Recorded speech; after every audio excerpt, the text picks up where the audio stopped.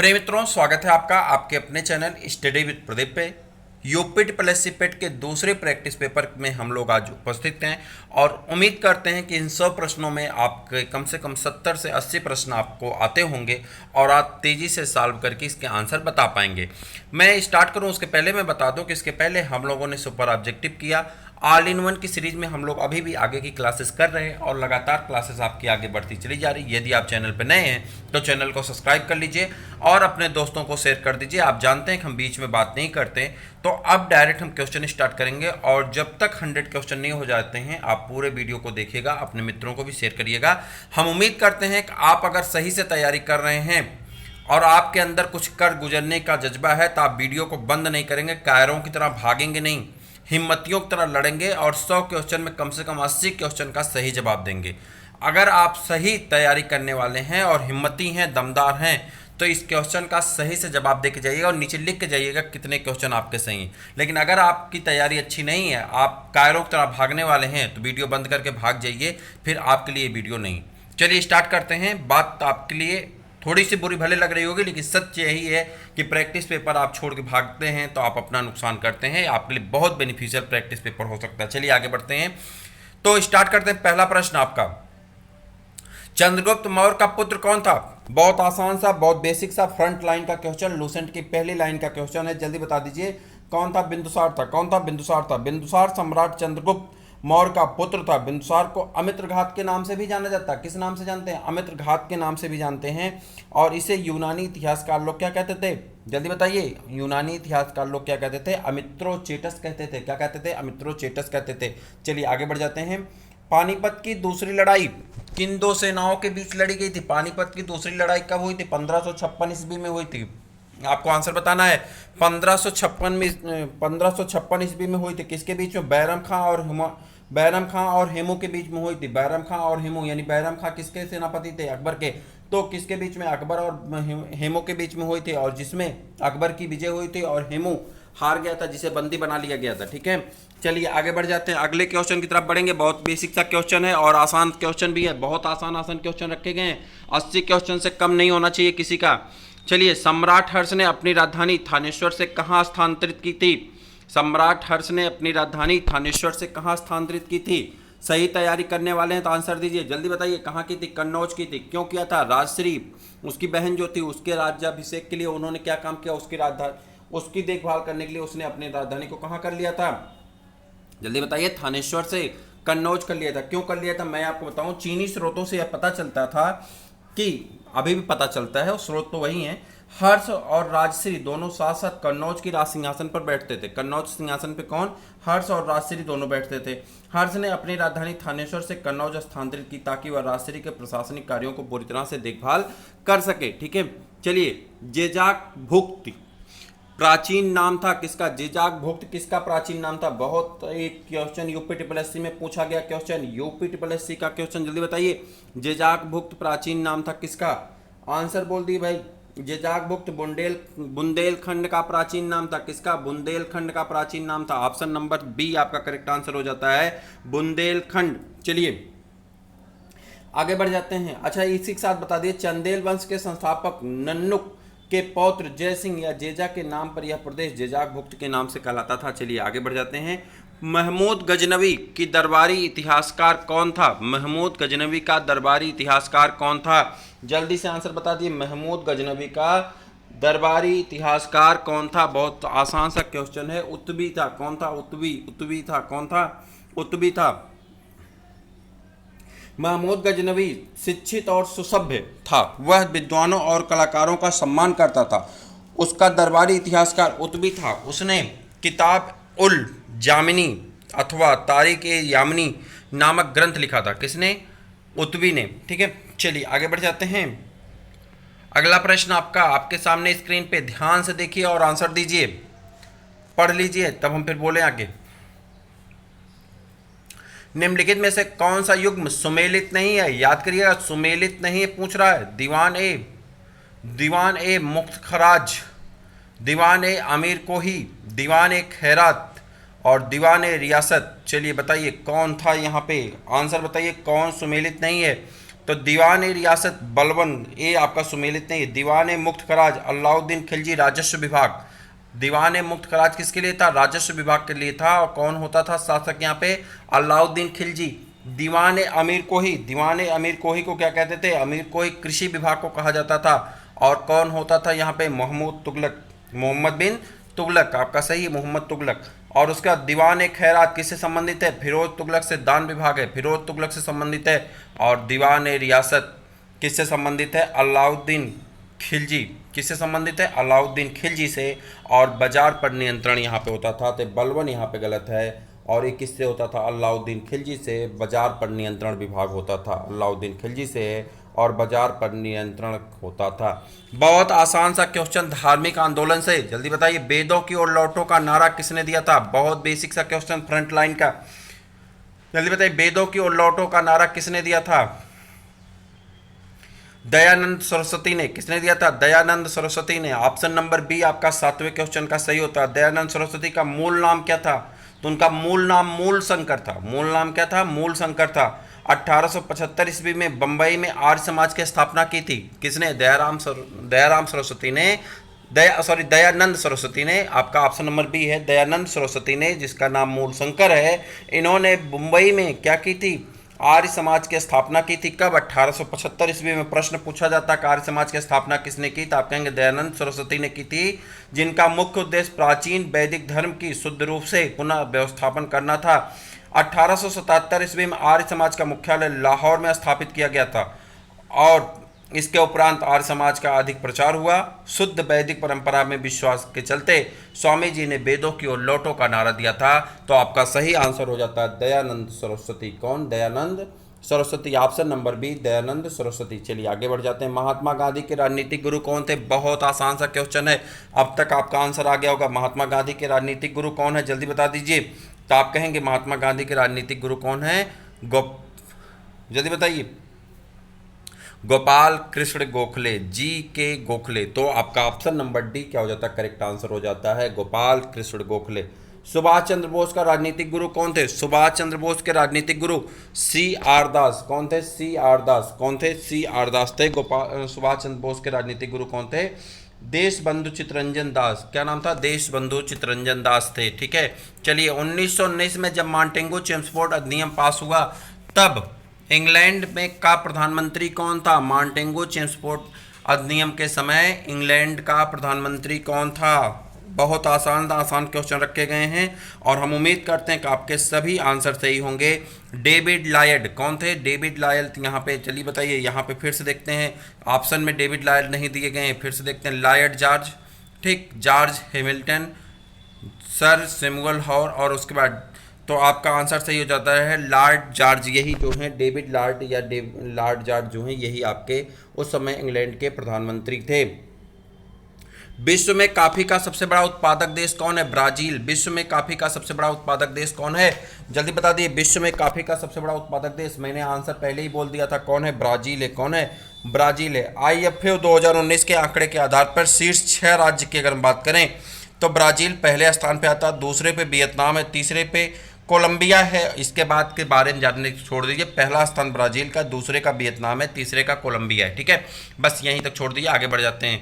क्षेत्रफल के आधार पर पृथ्वी का सबसे बड़ा महाद्वीप, ये तो एकदम मतलब वो समझ लीजिए क्या कहते हैं का क्लास 10th लेवल का ही क्वेश्चन रखा गया है।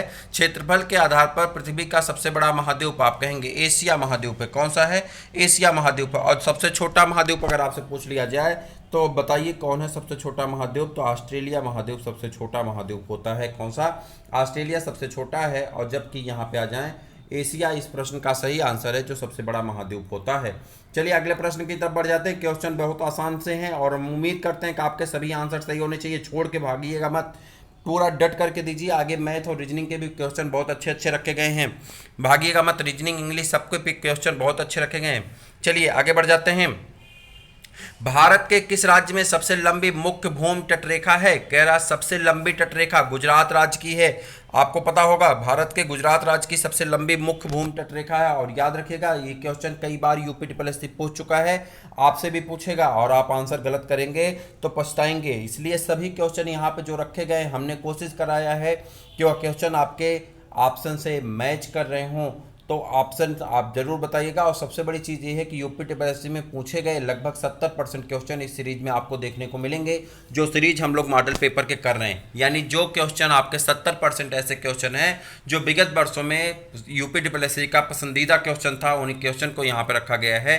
थोड़ा सा ढीला पड़ जाएंगे तो आपके लिए नुकसान हो जाएगा। एकदम डट करके क्वेश्चन का आंसर करिए और बताइए कि आपका कितना सही है। 80 से कम किसी का नहीं होना चाहिए, उसके ऊपर की ही डिजिट लिखना, ठीक है। अगर उससे कम है तो अपनी फोकस और बढ़ाइए पढ़ाई पे, ठीक है। आप उसको ऑल इन वन की सीरीज जरूर किया करिए, नहीं तो आपका नुकसान हो सकता है। चलिए, भारत में लिंगानाइट का सबसे बड़ा उत्पादक कौन है? भारत में लिंगानाइट का सबसे बड़ा उत्पादक देश कौन है? तो आप कहेंगे तमिलनाडु है। देश नहीं, राज्य पूछ रहा है, कौन सा राज्य सबसे ज्यादा उत्पादक है, तो कौन है? जल्दी बता दीजिए, तमिलनाडु है। हम उम्मीद करते हैं कि आपको इन सबके राज्य इनके राजधानियाँ और इनके जो है राज्यपाल और मुख्यमंत्री के नाम याद होंगे। हम टाइम नहीं पास करना चाहते हैं, मुझे उम्मीद है कि सबको याद होंगे। अगर नहीं याद है तो आप याद कर डालिए, 2 क्वेश्चन वहाँ से मिलेंगे, ठीक है। भारत की सबसे लंबी नदी कौन सी है? ये तो पूछने वाली बात ही नहीं। गंगा नदी गंगोत्री से निकलती है और 25 से 25 किलोमीटर की दूरी तय करते हुए कहाँ चली जाती? बंगाल की खाड़ी में। तो गंगा नदी के किनारे पे बहुत सारे आपके राज्य के बहुत सारी चीज़ें शहर बसे हुए हैं, जहाँ से आपसे प्रश्न पूछा जाता है, जैसे कानपुर है, बनारस है, ठीक है। तो ये आपसे पूछे जाते हैं किस नदी के तट पे हैं, तो आपको बताना होगा इलाहाबाद है। तो किस नदी के तट पे हैं? तो गंगा नदी के तट पे हैं। आंसर आपका सही होगा कौन सा? जल्दी बता दीजिए। आंसर आपका सही हो जाता 15 का गंगा नदी। गंगा नदी कहाँ से निकलती है?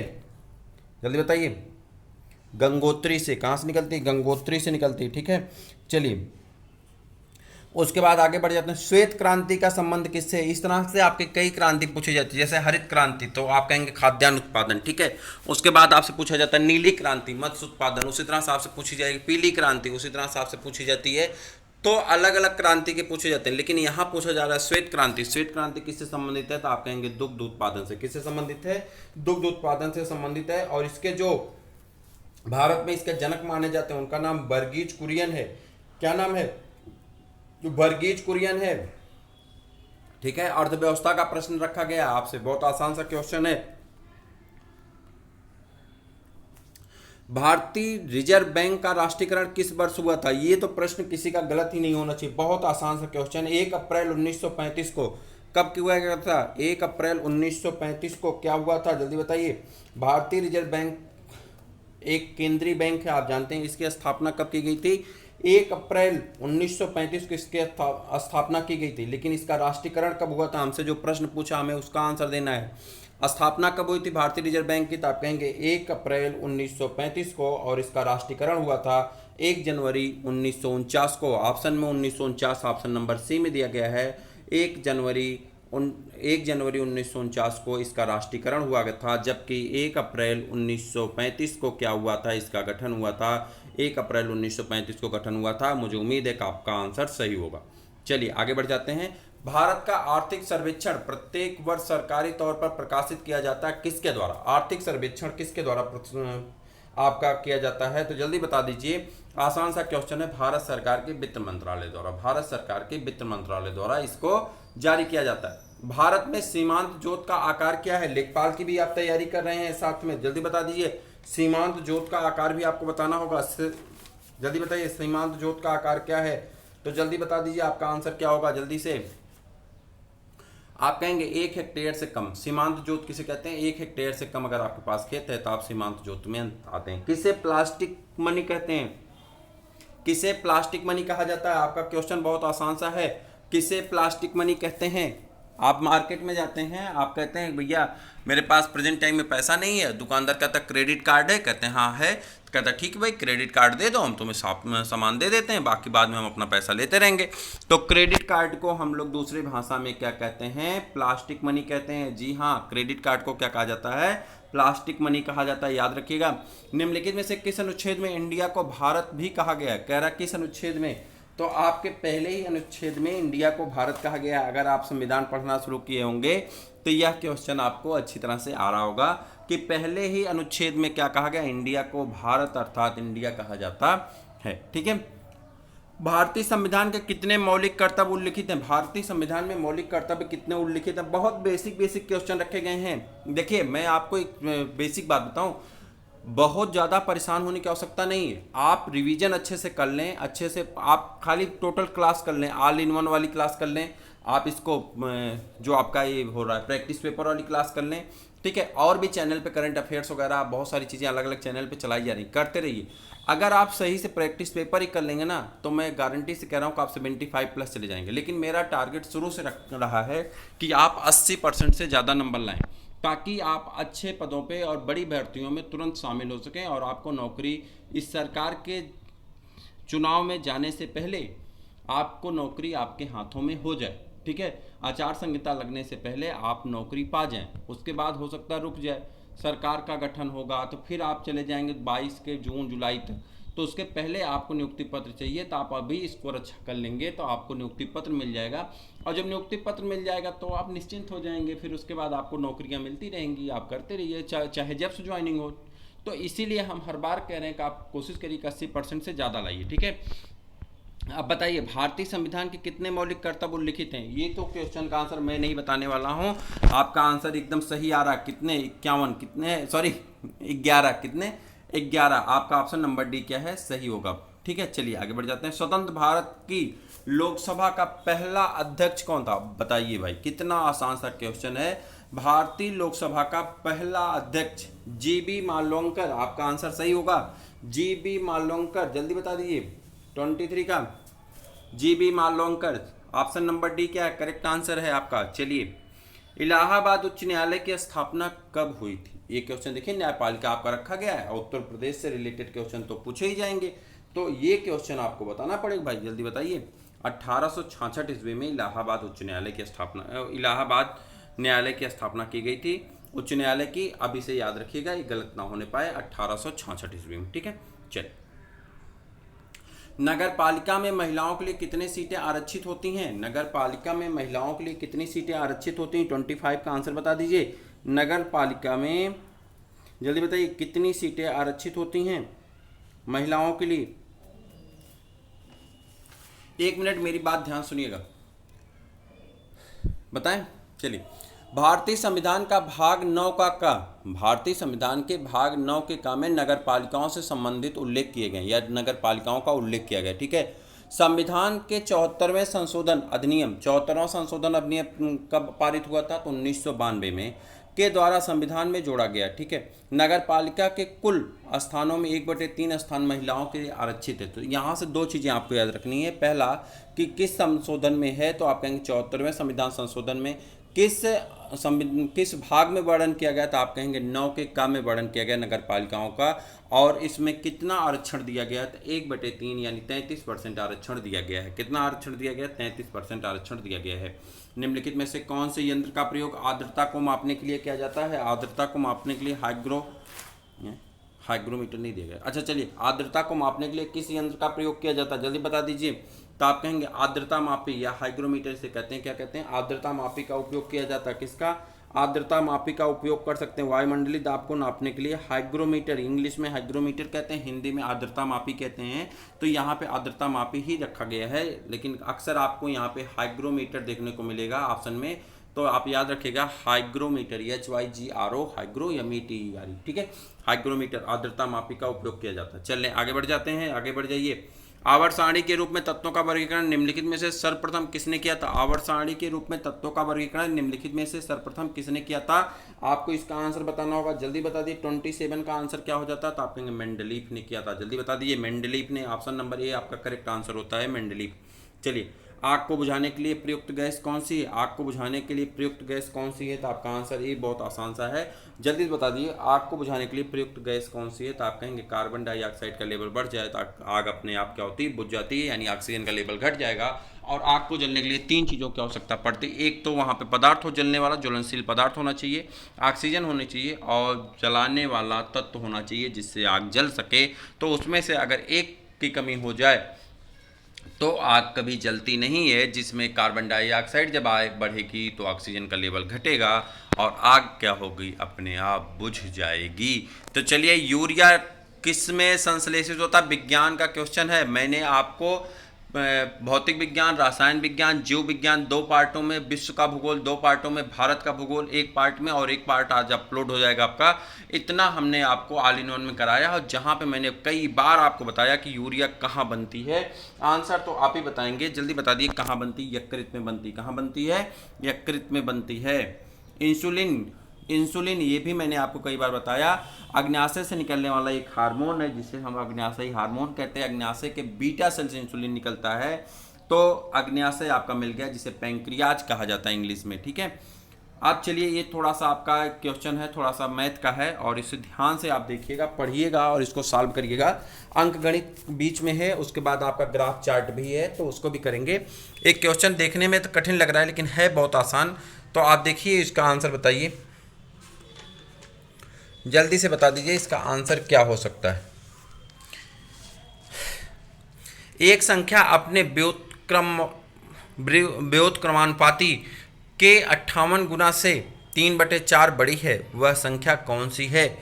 आपको कहना है कि वह संख्या कौन सी है, तो आपका आंसर यहाँ पे जो आने वाला है वो आपका आने वाला है 8। कौन आने वाला है?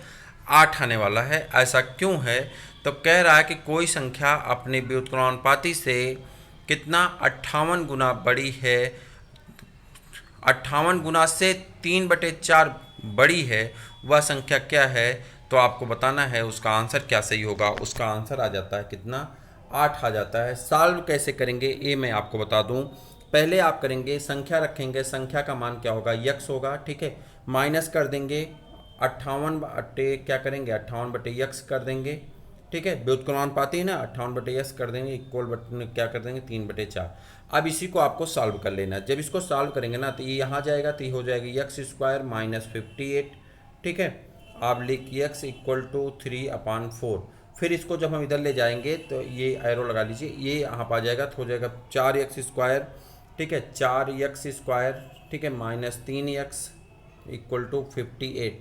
अब जब इसको सॉल्व कर देंगे ना, यही आपका इक्वेशन बनेगा 4x square minus 3x minus 58। इसी को जब सॉल्व कर देंगे आपका, तो आंसर निकल करके आ जाएगा, और आंसर क्या निकल करके आएगा? 8 आता है। ठीक है, जिन लोगों को प्रॉब्लम है वो नीचे दिए गए नंबर पे 800410 पे कमेंट करेंगे, तो उनको ये क्वेश्चन सॉल्व करके अलग से प्रोवाइड करा दिया जाएगा।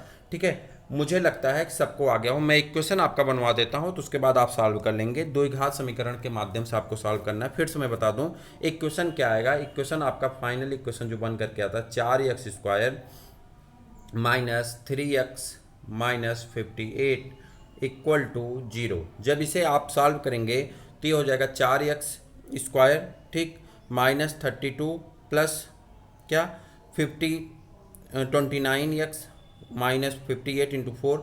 और जब इसको करेंगे 58 इंटू 4 हो जाएगा ना इक्वल टू 0। तो आप जब इसको करेंगे तो आपका ये सॉल्व होकर के कितना आएगा? 8 आ जाता है। कितना आता है? 8 आ जाता है। चलिए, एक भिन्न अपने व्युत्क्रम से 9/20 अधिक है, वह भिन्न क्या है? यह भी क्वेश्चन उसी की भांत लगेगा, और इसका भी आंसर आपका क्या आएगा? 5/4 आ जाता है। क्या आता है? 5/4 आ जाता है। उसी की भांति इसका भी क्वेश्चन बना करके आप लगाएंगे।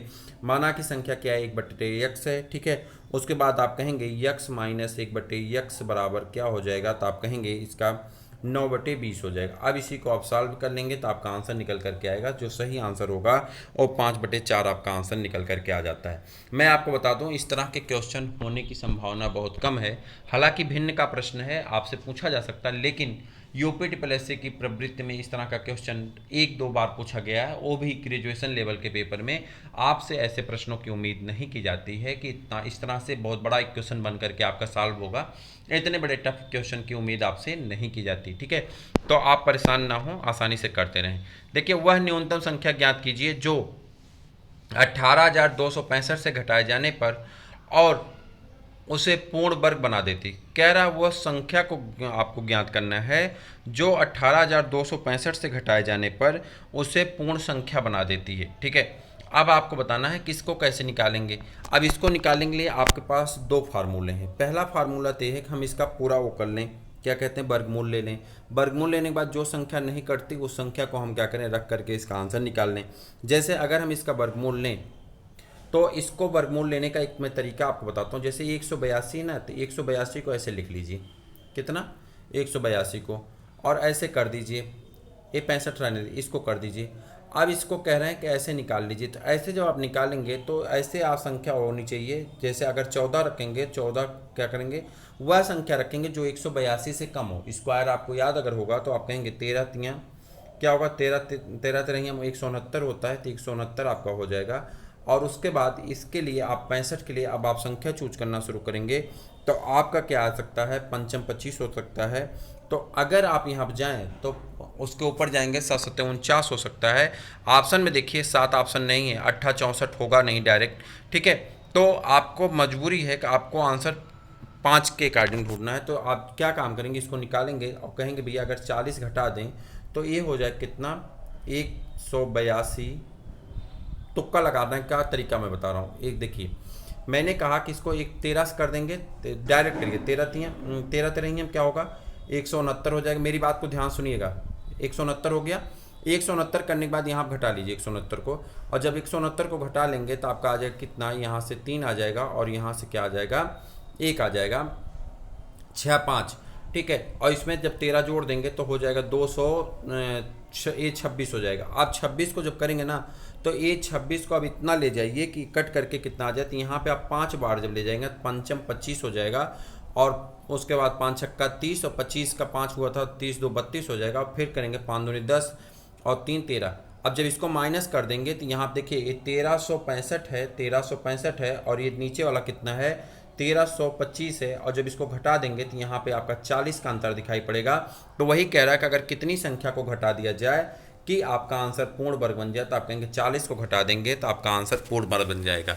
आपके पास एक विकल्प और है कि आप इसको 2 से ले जाइए, 3 से ले जाइए, 1 से ले जाइए। मैंने आपको बताया कि अगर बड़ी संख्या है, फिर से सुनिए मेरी बात को ध्यान से, अगर बड़ी संख्या है तो उस संख्या को आप डायरेक्ट इसको 2 भागों में बांट लीजिए। 14 जाएगा नहीं, आपको पता चल गया, आप 13 ले जाइए और डायरेक्ट 13 से ट्राई किए। 13 तियाँ क्या होगा, 13 तिरहिया 169 हो गया। हमने 169 को क्या किया, माइनस किया, और जैसे हमने 169 को माइनस किया तो हमारे पास बचा कितना, यहाँ पे 13 बच गया। और उसके बाद हमने 65 को उतार लिया। आप जानते हैं जब भाग बीज से आप करते हैं तो उसको 13 को जोड़ दिया जाता है, तो हो गया 13 दूनी 26। अब हम 5 बार ले जाएंगे, जब 5 बार ले जाएंगे तो पंचम 25 होगा, 5 छक्का 30 2 32 हो जाएगा, और 5 दूनी 10 और 3 13 हो जाएगा। जब मैं इसे माइनस करूंगा तो यहाँ पे 40 घट करके आ जाएगा। यही 40 हमसे कह रहा है कि अगर कितना घटा दिया जाए हमारा पूर्ण वर्ग बन जाए, तो हम कहेंगे 40 घटा दिया जाए तो हमारा क्या होगा, ये संख्या पूर्ण वर्ग में बदल जाएगी। क्वेश्चन आसान है, सिर्फ डरने की जरूरत नहीं है, आपको करने की जरूरत है। आप अपने ही विधि से कर सकते हैं, 1 2 3 से भी निकाल करके कर सकते हैं, जैसे भाग विधि में आप करते आए हैं। इधर से कर लेंगे, फिर इसको कर लेंगे, फिर इसको कर लेंगे, तो उस तरह से भी आप कर सकते हैं, ठीक है। चलिए, रविंदर एक मेडिकल इंश्योरेंस पॉलिसी में, अगला प्रश्न है, ध्यान से पढ़िएगा। यहाँ पे देखिए, कह रहा है रविंद्र एक मेडिकल इंश्योरेंस पॉलिसी में 3750 रुपये का निवेश करता है। यहाँ तक हो गया। कह रहा है रविंद्र एक मेडिकल इंश्योरेंस पॉलिसी में 3750 रुपये का निवेश करता है। क्वेश्चन बड़ा लेकिन लगेगा बहुत आसानी से, जो कि उसके मासिक वेतन का 15% है। कह रहा है कि जो रविंद्र है ये अपने मासिक वेतन का 15% कहाँ पे, एक पॉलिसी में खर्च कर देता। कहाँ करता, हमसे उससे नहीं मतलब है, एक पॉलिसी में खर्च कर दिया, ठीक, यहाँ तक कोई दिक्कत नहीं। फिर कह रहा है इसके बाद वह अपने मासिक वेतन का 25% और 8% क्रमशः बाल शिक्षा पॉलिसी और म्यूचुअल फंड में निवेश करता है। अब उसकी बची कुल राशि कितनी है, मेरी बात ध्यान से सुनिएगा।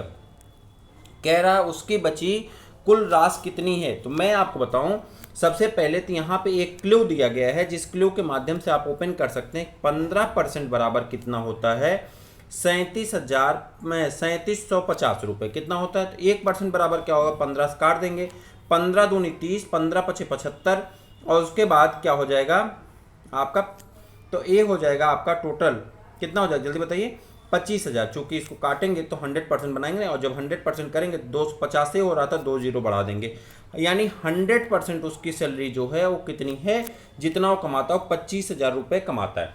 एक चीज़ हमको मिल गई कि जो ये रविंद्र है ये महीने में 25,000 रुपया कमाता है। अब यहाँ देखिए, जब कोई व्यक्ति का मूल वेतन जो होता है वो 2 भागों में बटाओ, एक उसका बचत होता है और एक उसका खर्चा होता है, ठीक है। इन दोनों को मिलाकर के उसकी सैलरी बनती है, यानी उसका क्या होता है, पूरा इनकम होती है। तो अब उस इनकम में क्या हुआ कि इसका बचत जो है वो कितना है और खर्चा कितना है, हमको निकालना है। उसने खर्च कितना किया, उसने टोटल कमाया कितना यहाँ पे 25,000 रुपये। कितना कमाता महीने में? 25,000। कौन? रविंद्र है, वो महीने में कितना कमाया?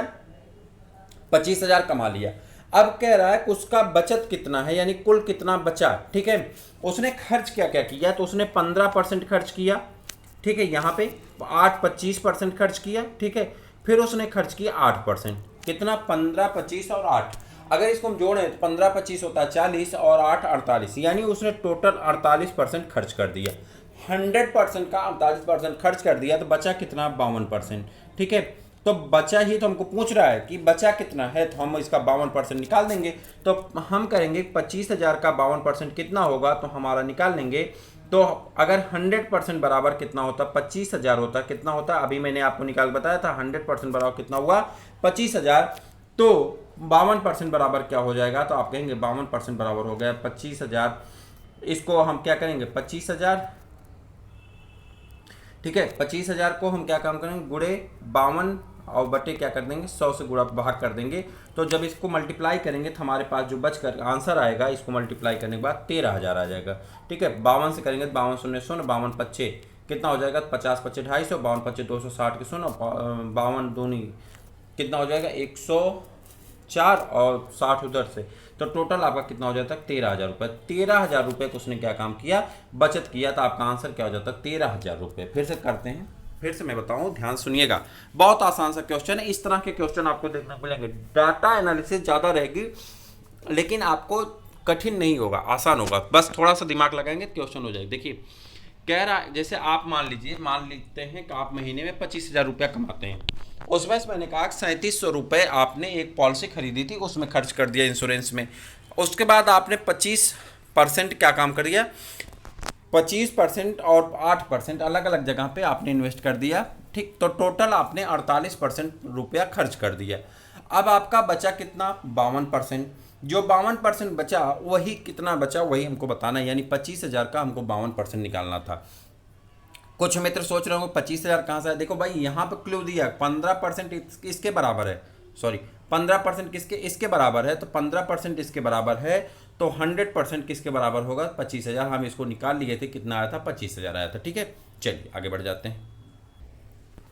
बहुत आसान सा क्वेश्चन नीचे वाला दिया गया है। देखिए, 59, 63, 68, 77, 74, 73 का औसत कितना होगा जब प्रत्येक संख्या को 23 से विभाजित किया जाता है। तो कह रहा प्रत्येक संख्या को 23 से विभाजित कर दें, तो बताइए कि पर आपका औसत कितना आएगा। तो जल्दी बता दीजिए।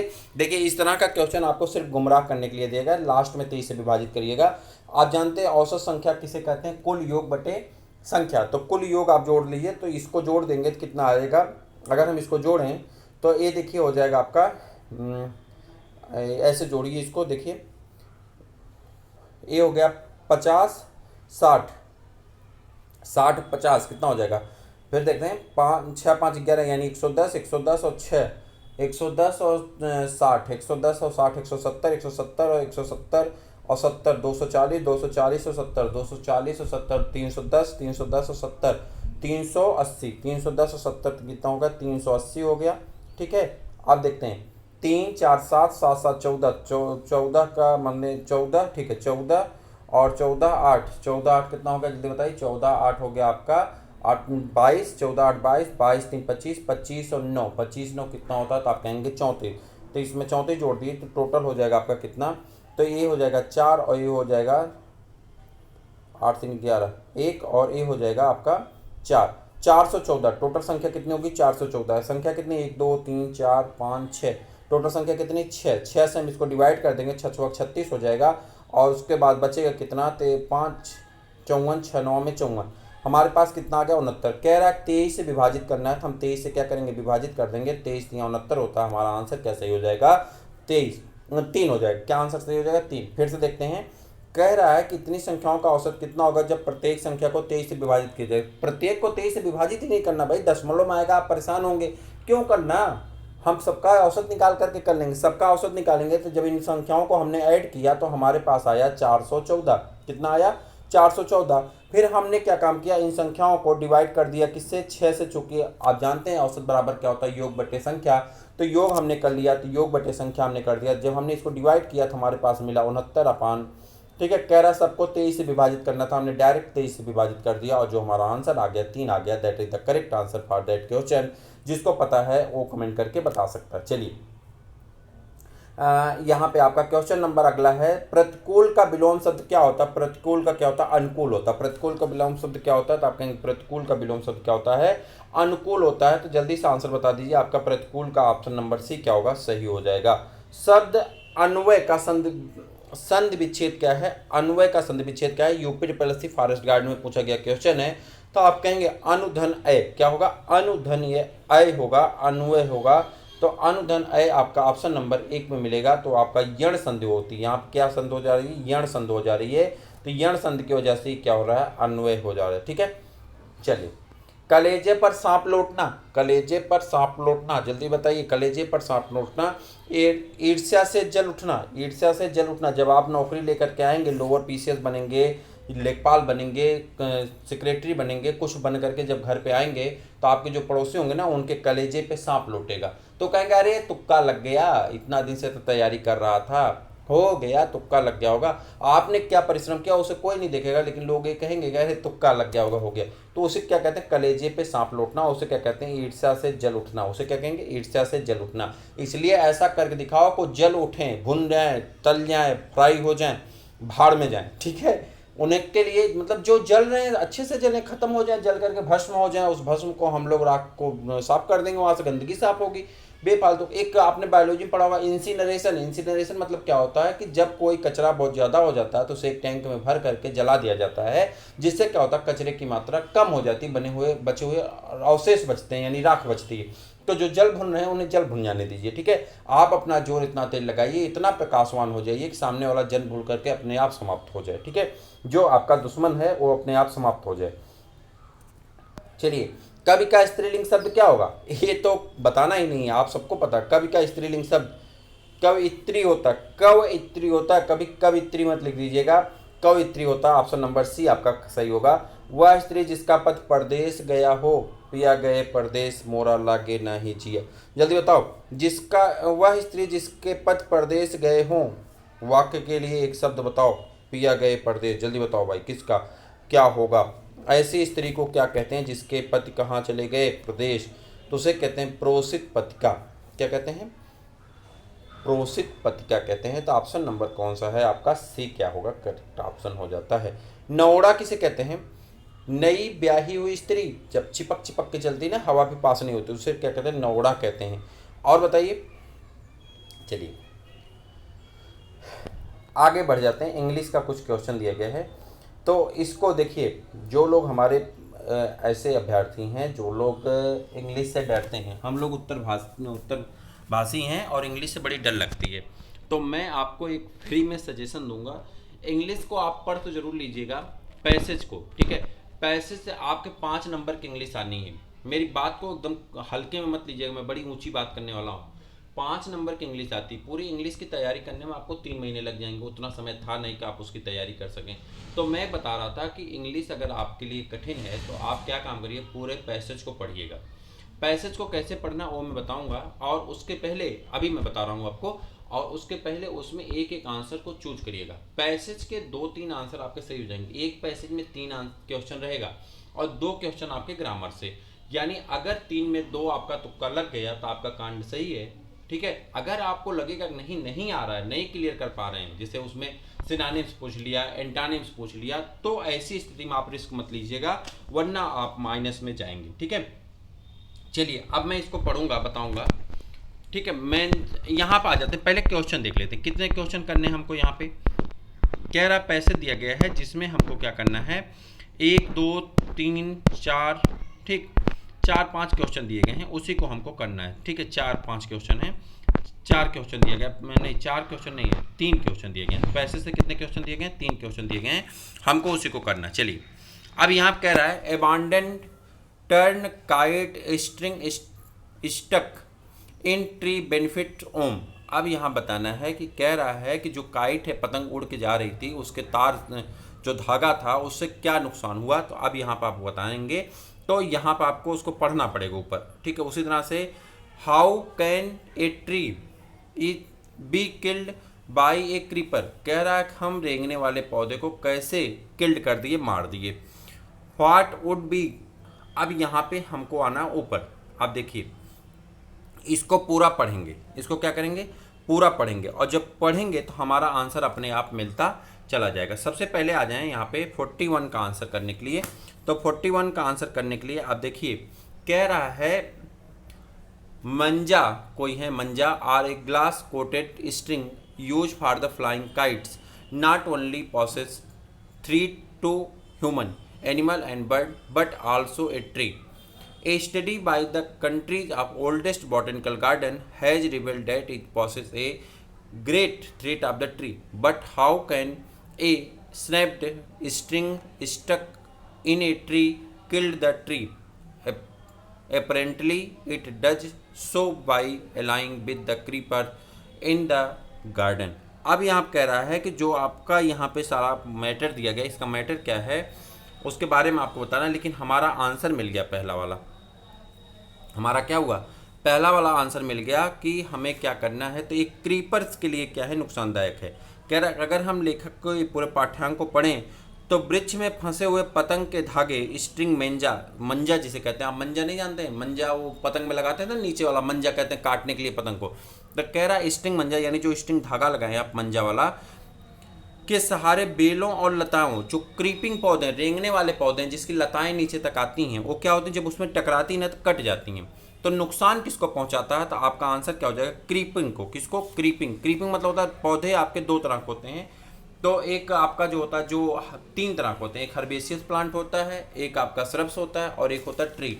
हार्वेसियस प्लांट जो नीचे रेंगते रहे, जैसे कद्दू है, लौकी है, ठीक है, ये ऊपर चढ़ जाता है। तब क्या होगा, मंजा जाएगा ना तो बड़ा नुकीला होता है, तो जा करके उस पर टकराएगा तो उसको जो आगे का हिस्सा होगा जिसे फुंगी कहते हैं आप, वो सबको काट के क्या करता है, गिरा देता है।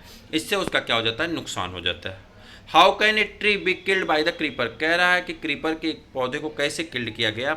तो इसका आंसर आपका हो जाता है कैसे किया गया, तो आप कहेंगे be blocked its axis of the sunlight, हमने उसके सनलाइट को क्या किया, ब्लॉक कर दिया, जिससे वो क्या हुआ, सूरज की रोशनी नहीं पाया, फोटोसिंथेसिस नहीं कर पाया, और क्या हुआ, वो बेचारा भूखे भूखे मर गया। What would be the acronym for Indian oldest botanical garden. तो अभी आपका ऊपर था बॉटनिकल गार्डन के बारे में, यहाँ देखिए दिया गया था, तो आपको उसके बारे में बताना है। यहाँ पर पूछ रहा है कि उसका क्या मतलब है बॉटनिकल गार्डन का, तो आप इसका आंसर कर देंगे। तो इसका आंसर हो जाएगा आचार्य Jagdish Chandra Bose Indian botanical garden. तो आचार्य Jagdish Chandra Bose Indian botanical garden. अब इसका एक एक शब्द दिया गया है, ठीक है, तो आप इसका एक एक शब्द बताइए। आचार्य जगदीश चंद्र बोस बॉटनिकल गार्डन, देखिए किस में दिया गया है, आचार्य ए Jagdish Chandra Bose Indian botanical garden. तो आपका ऑप्शन क्या सही हो जाता है, ए सही हो जाता है। और यह आपके यहाँ पे देखिए दिया गया है, जहाँ पे आप आसानी से क्या कर सकते हैं, इसको पकड़ सकते हैं।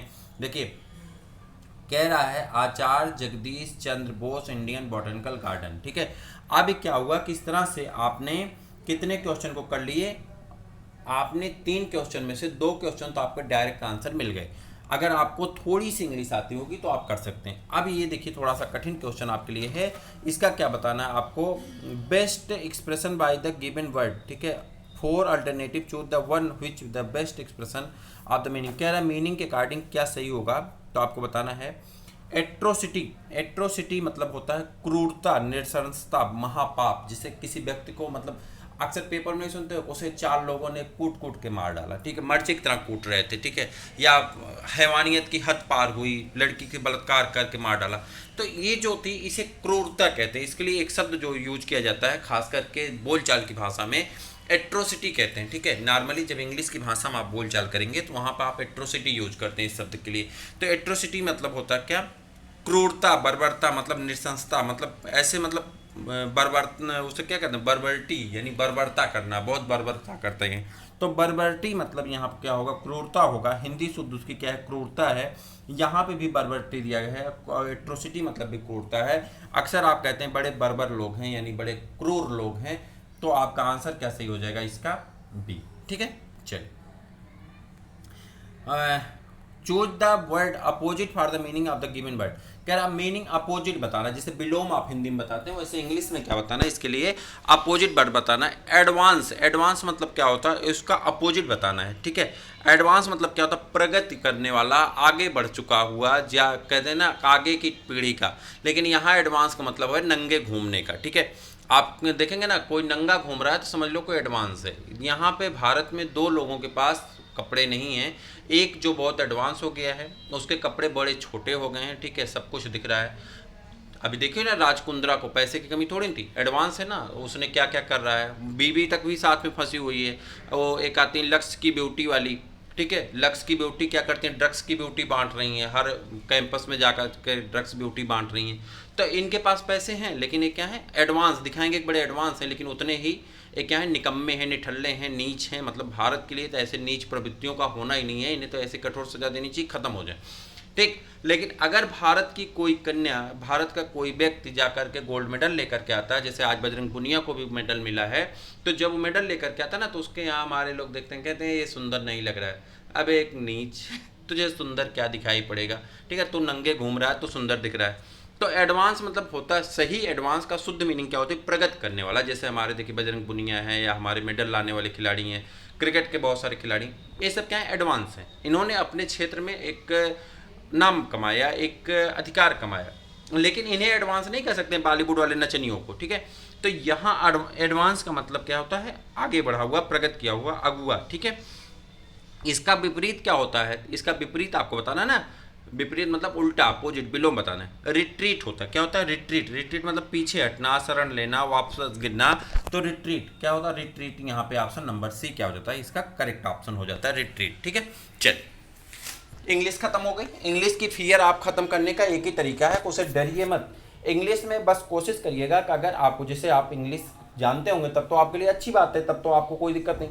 लेकिन उत्तर भारतीयों में 90% लोग ऐसे हैं जो इंग्लिश से भागते हैं, ठीक है। जो थोड़ी बहुत इंग्लिश जानते हैं ना, वो तो चले जाते हैं, कहते हैं हम एमबीए करने जा रहे हैं ना, वो एमबीए करके इंग्लिश बोलते हैं ना, पानी को तो वाटर बुलाते हैं वो, ठीक है। तो उनके लिए सही बता रहे हैं भाई, तो पानी को वाटर बुलाने वाले हो जाते हैं, तो उनको लोगों को छोड़ करके तो बाकी लोग जो हैं वो इंग्लिश में पैसेज को पढ़ेंगे, मीनिंग निकल गई तो अच्छी बात है, नहीं निकली तो भाड़ में जाए, 5 क्वेश्चन ऐसे ही सही, ठीक। 80% प्लस कर लोगे तो आपका काम हो गया। अब यहाँ पर गलत मत करिएगा। चलिए, नीचे दिए गए विकल्पों में से कौन सा निश्चित शब्दों का सार्थक क्रम दर्शाता है, बताओ भाई। यहाँ पे बच्चा है, स्कूल है, विद्यालय है, और शिशु है, युवा है, बताओ क्या सही है, जल्दी बताइए। जब बच्चा मतलब छोटा होगा, बहुत होगा, तो शिशु होगा। शिशु क्या करेगा, शिशु से बच्चा बनेगा। शिशु क्या होगा, अभी 3 साल 4 साल का बच्चा है शिशु अवस्था में, अब वो बच्चा बनेगा, 5 साल का हुआ नहीं, उसके ऊपर पीठ पे बैठ लदा बैग का पिट्ठू, पिट्ठू लदा बेचारा कहाँ गया, विद्यालय। विद्यालय रोज, स्कूल जिसे कहते हैं आप, स्कूल रोज जाना शुरू किया, धीरे धीरे बड़ा हुआ, 12 पास किया, अब वो कहाँ जाएगा, महाविद्यालय में, डिग्री कॉलेज में। तो आपका ऑप्शन क्या सही होगा, 2, 3, 4, 5 और 1। तो एक ऑप्शन सिर्फ 2 क्वेश्चन में दिया गया, तो आपका इसके अकॉर्डिंग ये भी गलत है, ये भी गलत है। अब 2 में से आपका कोई सही होगा, तो यहाँ आप देखते हैं, ठीक, 2, 3, तो 2, 3, 4, 5, 1, तो आपका ऑप्शन नंबर डी क्या होगा, सही हो जाएगा। चलिए, 5 किताबें हैं, बी, जी, एन, पी और टी एक दूसरे के ऊपर रखी गई हैं। 5 किताबें एक दूसरे के ऊपर चढ़ करके बैठी हैं, ठीक है। यन तथा जी के मध्य केवल एक किताब रखी गई है। कह रहा है ये यन महोदय हैं और ए जी महोदय हैं, इनके बीच में ए यन हैं और ए जी हैं, ठीक है। क्लियर नहीं है कौन है यन कौन है जी, मान लेते हैं इसे यन मान लेते हैं, इन्हें जी मान लेते हैं। इनके मध्य में एक किताब रखी गई है। बी पी के ठीक ऊपर है। बी कहाँ है, बी पी के ऊपर बैठी हुई है, बैठी रहने दो। चलो, बी यन के ऊपर है। बी कहाँ है, यन के ऊपर है। यन जी यन के ऊपर है, जी यन के ऊपर। अब फिर से देख, ऊपर नहीं, अच्छा जी यन के ऊपर नहीं है, ठीक। सबसे ऊपर कौन सी किताब, फिर से देखते हैं, अब करेंगे अब हो जाएगा। देखिए, कह रहा है कि बी एन के ऊपर है, तो बी, और यहाँ पर हमसे कह रहा है कि बी एन के ऊपर है, तो बी को हम कहाँ बैठाएंगे, एन के ऊपर। एन के ऊपर कौन हो गया, बी हो गया, ठीक। और यहाँ पर हमसे कह रहा था एन और जी के मध्य केवल एक किताब है, एन और जी के मध्य केवल एक किताब है, तो यहाँ पे जी हो गया। फिर कह रहा है हमसे कि जी एन के ऊपर नहीं है, तो जी एन के कहाँ गई, नीचे आ गई। फिर कह रहा है बी पी के ठीक ऊपर है, बी पी के ठीक ऊपर है, तो यहाँ पे यन के बीच में यहाँ पे पी कर दो और इसको ऊपर यन कर दो, यहाँ पे क्या हो गया, तो अब आपका क्रम हो जाएगा। सबसे ऊपर कौन हो गया, बी पी यन, ठीक, बीच में से गायब है और नीचे हो गया जी। अब हमसे पूछ रहा है कि सबसे ऊपर कौन सी किताब है। आपका आंसर तो पहले ही निकल गया था। सबसे ऊपर कौन सी किताब है, जल्दी से बता दीजिए। सबसे ऊपर कौन सी किताब है, 47 का आंसर बता दीजिए। मुझे लगता है कि सबका आंसर आ गया होगा। सबसे ऊपर कौन सी किताब है, तो आप कहेंगे बी जो है सबसे ऊपर चली गई। कौन है, बी सबसे ऊपर है। अगला प्रश्न आपका है, नीचे दिए गए में विषम अक्षर को चुनना है। विषम को चुनना है, कौन सा विषम है, तो यहाँ आप देखिए ऊतक, अंग, कोशिकाएं, ये तीन जो हैं, ऊतक, अंग, कोशिकाएं, ये शरीर के हिस्से हैं, जबकि परमाणु शरीर के हिस्से में नहीं आता है। तो आपका आंसर कौन सा होगा, विषम कौन होगा, यहाँ पे परमाणु हो जाएगा, जिसे हम यहाँ से बाहर कर सकते हैं। अगला प्रश्न आपका, नीचे दिए गए एक में से एक या दो वक्तव्य कथन दिए गए हैं जिनके आगे कुछ निष्कर्ष मान्यताएं निकाले गए हैं। आपको मानना ये वक्तव्य सत्य हैं और उसके आधार पर, यानी चाहे वो प्राकृतिक रूप से गलत ही क्यों न वक्तव्य दिए गए हों, लेकिन आपको सही मान करके उसको आंसर देना है, ठीक है। अब उसी के हिसाब से आपको आंसर करना है। जैसे मान लेते हैं कि जैसे आप कहा है ना, जो है सभी दार्शनिक बुद्धिमान है, राकेश एक दार्शनिक है, तो इसे आपको सही मानना है, ठीक है। आपको यही तथ्य सही मानना है, भले आप राकेश को जानते हो या ना जानते हो। निष्कर्ष कह रहा है सभी दार्शनिक बुद्धिमान है, राकेश एक दार्शनिक है, राकेश बुद्धिमान नहीं है, राकेश बुद्धिमान है, ठीक है। अब कह रहा है निष्कर्ष एक और दो दोनों अनुसरण करते हैं, निष्कर्ष एक अनुसरण करता है, केवल निष्कर्ष दो अनुसरण करते हैं, या ना तो एक ना तो दो अनुसरण करता है। अब आपको इसका आंसर बताना होगा, तो जल्दी से बता दीजिए। मुझे लगता है कि सबका आंसर आ गया होगा।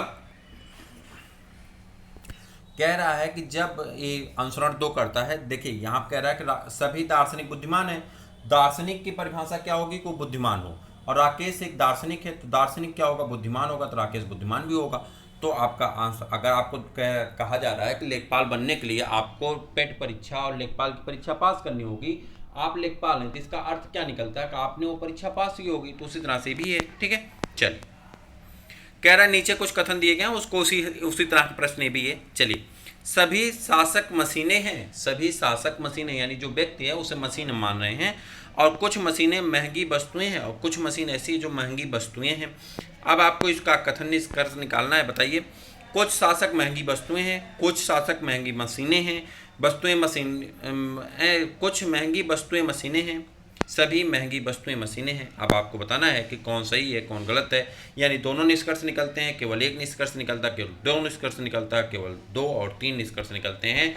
आंसर आपको करना होगा 50 का, तो 50 का आंसर आपका हो जाता है सी, केवल दो। यहाँ पे केवल निष्कर्ष दो सही होता है। कह रहा है कि सभी शासक मशीनें हैं और कुछ मशीनें महंगी वस्तुएं हैं, तो कह रहा है कुछ महंगी वस्तुएं मशीनें हैं, तो आपका आंसर सही हो जाता है ए वाला, और ऑप्शन नंबर सी क्या होता है आपका करेक्ट हो जाता है। चलिए आगे आ जाते हैं। परेशान ना होइए, ये सब प्रश्न आपको बहुत आसानी से कर ले जाएंगे आप।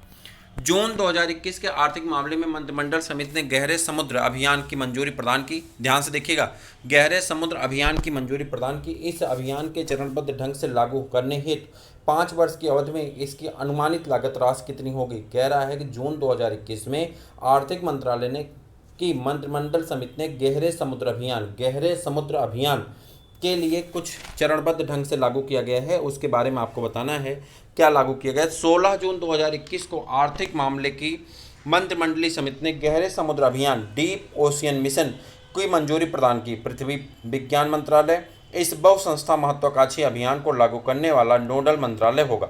कौन, इस मंत्रालय की देखभाल कौन करेगा, पृथ्वी मंत्रालय, ठीक है। इस अभियान को चरणबद्ध ढंग से लागू करने हेतु 5 वर्षों की अवधि में अनुमानित लागत राशि 4,077 करोड़ रुपए लगेंगी, यानी 4,077 करोड़ रुपए लगने का लक्ष्य रखा गया 5 वर्षों में। 5 वर्षों में कितना करोड़ रुपए खर्च होने वाला है, तो 4,077 करोड़ रुपए खर्च होने वाली हैं। याद रखिएगा, यह क्वेश्चन आपकी परीक्षा की दृष्टि से महत्वपूर्ण है। जून की घटना है और यह जून की घटना आपसे क्वेश्चन में पूछे जा सकते हैं, याद रखिएगा, गलत मत करिएगा। अंतर्राष्ट्रीय क्षुद्र ग्रह दिवस कब मनाया जाता है। बहुत आसान सा क्वेश्चन नहीं है, ठीक है, लग भले आपको रहा है लेकिन यूपी ट्रिपल एस सी ने इसे कई बार रिपीट किया है। तो जल्दी से बता दीजिए आपके ऑप्शन में कहीं पे 30 जून होगा जो आपका सही आंसर होगा। तो ऑप्शन नंबर फर्स्ट आपका क्या है, 30 जून है जो आपका सही आंसर है। 30 जून को अंतर्राष्ट्रीय, ठीक है, प्रतिवर्ष अंतर्राष्ट्रीय क्षुद्र ग्रह दिवस मनाया जाता है। किस कृषि विश्वविद्यालय ने कृषि वैज्ञानिकों ने किस कृषि विश्वविद्यालय के कृषि वैज्ञानिकों ने अमरूद की एक अनोखी किस्म काला अमरूद विकसित किया है। काला अमरूद कहाँ पे विकसित किया गया है, बहुत इंपॉर्टेंट क्वेश्चन ये सब है, करंट के जरूर आप ध्यान दीजिएगा। कहाँ पे काला अमरूद विकसित किया गया, बिहार कृषि विश्वविद्यालय भागलपुर के वैज्ञानिकों ने, बिहार कृषि विश्वविद्यालय भागलपुर के वैज्ञानिकों ने। ऑप्शन नंबर बी आपका क्या है, सही आंसर हो जाता है। काला अमरूद विकसित किया है। यह किस्म प्रचुर मात्रा में एंटीऑक्सीडेंट, खनिज और विटामिनों से भरपूर है। 2 जून 2021 को किसे वर्ष 2021 के प्रतिष्ठित इंटरनेशनल बुकर प्राइज, अरे ये क्वेश्चन बहुत ज़्यादा पूछा जाता है बुकर प्राइज का, बुकर प्राइज से सम्मानित करने की घोषणा की, किसे बुकर प्राइज से सम्मानित करने की घोषणा की गई, जल्दी बता दीजिए। ए है डेविड डेविड डिओप हैं यहाँ पे, आपका ऑप्शन नंबर डी है। और इनको प्रतिष्ठित नोबेल बुकर प्राइज देने की घोषणा की गई। इन्होंने एक पुस्तक लिखी जिस पुस्तक का नाम क्या है, at night all blood is black. कह रहा रात के समय सभी रक्त काले हो जाते हैं। At night all blood is black, रात के समय सभी, ये इनकी पुस्तक का नाम है क्या, at night all blood is black. और नाम है इनका डेविड डिओप। इनके 2021 का बुकर प्राइज से सम्मानित करने की घोषणा की गई है। याद रखिएगा, परीक्षा की दृष्टि से महत्वपूर्ण है, जून का करंट है और लेटेस्ट करंट में आपसे पूछा जा सकता है।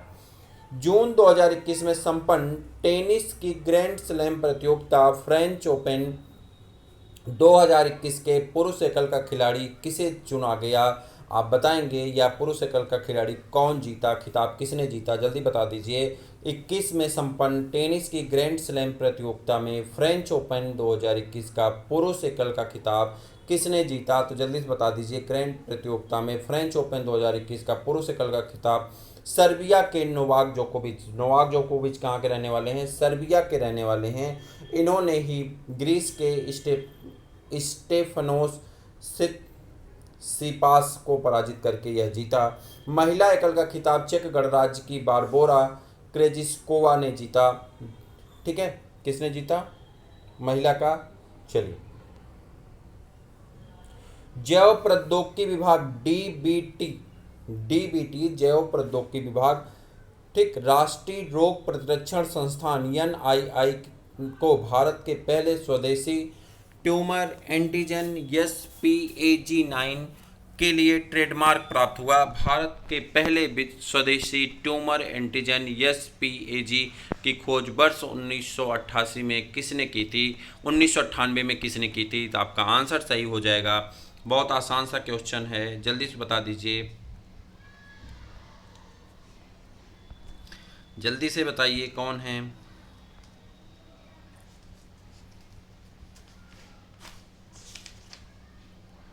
फिफ्टी 56 का आंसर बताइए, डॉक्टर अनिल सूरी। चलिए, मई 2021 में प्रथम एशिया प्रशांत सार्वजनिक क्षेत्र साइबर सुरक्षा कार्यकारी परिषद का शुभारंभ किसने किया। प्रथम एशिया प्रशांत सार्वजनिक क्षेत्र साइबर सुरक्षा का कार्यक्रम किसने जारी किया, परिषद का शुभारंभ किसने किया, आपको इसका आंसर बताना होगा। कहेंगे 31 मई 2021 को माइक्रोसॉफ्ट द्वारा किसने किया, माइक्रोसॉफ्ट के द्वारा पहले एशिया प्रशांत सार्वजनिक क्षेत्र की साइबर सुरक्षा कार्यकारी परिषद का शुभारंभ किया गया। इसकी शुरुआत इस क्षेत्र में 7 बाजारों में की गई है। साइबर सुरक्षा कार्यकारी परिषद में Brunei, Indonesia, Malaysia, Croatia, Philippines, Singapore और थाईलैंड के 15 नीति निर्माता शामिल होंगे। तो ऑप्शन आपका सही हो जाएगा कौन सा, माइक्रोसॉफ्ट। मई की घटना है, करंट का आपसे पूछा जा सकता है। जून 2021 में 31वें भारत थाईलैंड समन्वित गश्त 2021 का आयोजन किया गया। ये समुद्री नौसेना अभ्यास का आयोजन किस वर्ष से किया जा रहा है, कह रहा है कि जून 2021 में 31वें भारत थाईलैंड समन्वित गश्त 2021 का आयोजन किया गया। यह नौसेना अभ्यास कब से किया जा रहा है, किस सन से किया जा रहा है, आपको इसी का आंसर बताना है। जल्दी से बता दीजिए 58 का। 9 से 11 जून 2021 के मध्य भारतीय नौसेना और थाईलैंड के शाही नौसेना के मध्य 31वें भारत थाईलैंड समन्वित गश्त यानी कारपेट 2021 का आयोजन किया गया। इस समुद्री नौसेना अभ्यास का आयोजन 2 वार्षिक रूप से वर्ष 2005 से किया जा रहा है। कब से किया जा रहा है? 2005 से किया जा रहा है। कब से? 2005 से किया जा रहा है। अप्रैल 2021 में केंद्रीय मंत्री पीयूष गोयल द्वारा कितनी राशि के साथ स्टार्टअप इंडिया सीड फंड की शुरुआत की गई? स्टार्टअप इंडिया सीड फंड की शुरुआत कितने के साथ की गई? तो आप कहेंगे केंद्रीय मंत्री पीयूष गोयल द्वारा स्टार्टअप इंडिया सीड फंड योजना की शुरुआत की गई। इसके तहत पूरे भारतवर्ष में पात्र इक्विवेंटरों के माध्यम से पात्र स्टार्टअप्स के बीच का वित्त पोषण प्रदान करने के लिए 945 करोड़ राशि का विभाजन किया गया। कितने? 945 करोड़ रुपए का। कितने? 945 करोड़ रुपए का। चलिए, दिसंबर 2020 में रक्षा मंत्री राजनाथ सिंह ने किस स्थान पर उन्नत हाइपरसोनिक विंड टनल परीक्षण सुविधा का उद्घाटन किया? जल्दी से बताइए कहाँ पे किया गया? आंसर आपका आना चाहिए, जल्दी से बता दीजिए। 19 दिसंबर 2020 को रक्षा मंत्री राजनाथ सिंह ने हैदराबाद तेलंगाना में उन्नत हाइपरसोनिक विंड टनल HWT परीक्षण सुविधा का उद्घाटन किया। अमेरिका और रूस के साथ बाद यह अत्याधुनिक परीक्षण सुविधा विकसित करने वाला भारत विश्व का तीसरा देश बन चुका है। यह प्रेशर वैक्यूम संचालित एक अत्याधुनिक HWT टेस्ट सुविधा है। तो कहाँ पे हुआ है? तो आप बताएंगे कहाँ पे हुआ, जल्दी बताइए। तेलंगाना में। तो ये तेलंगाना में कहाँ किया गया? जल्दी बताइए। हैदराबाद तेलंगाना में। तो आप कहेंगे ऑप्शन नंबर 1 आपका क्या हो जाएगा? सही हो जाएगा। पीसो किस देश की मुद्रा है? पीसो किस देश की मुद्रा है? आपको आंसर बताना है। पीसो किस देश की मुद्रा है? जल्दी से बता दीजिए। मैक्सिको की आधिकारिक मुद्रा मैक्सिकन पीसो है। कौन है? मैक्सिको की आधिकारिक मुद्रा क्या है?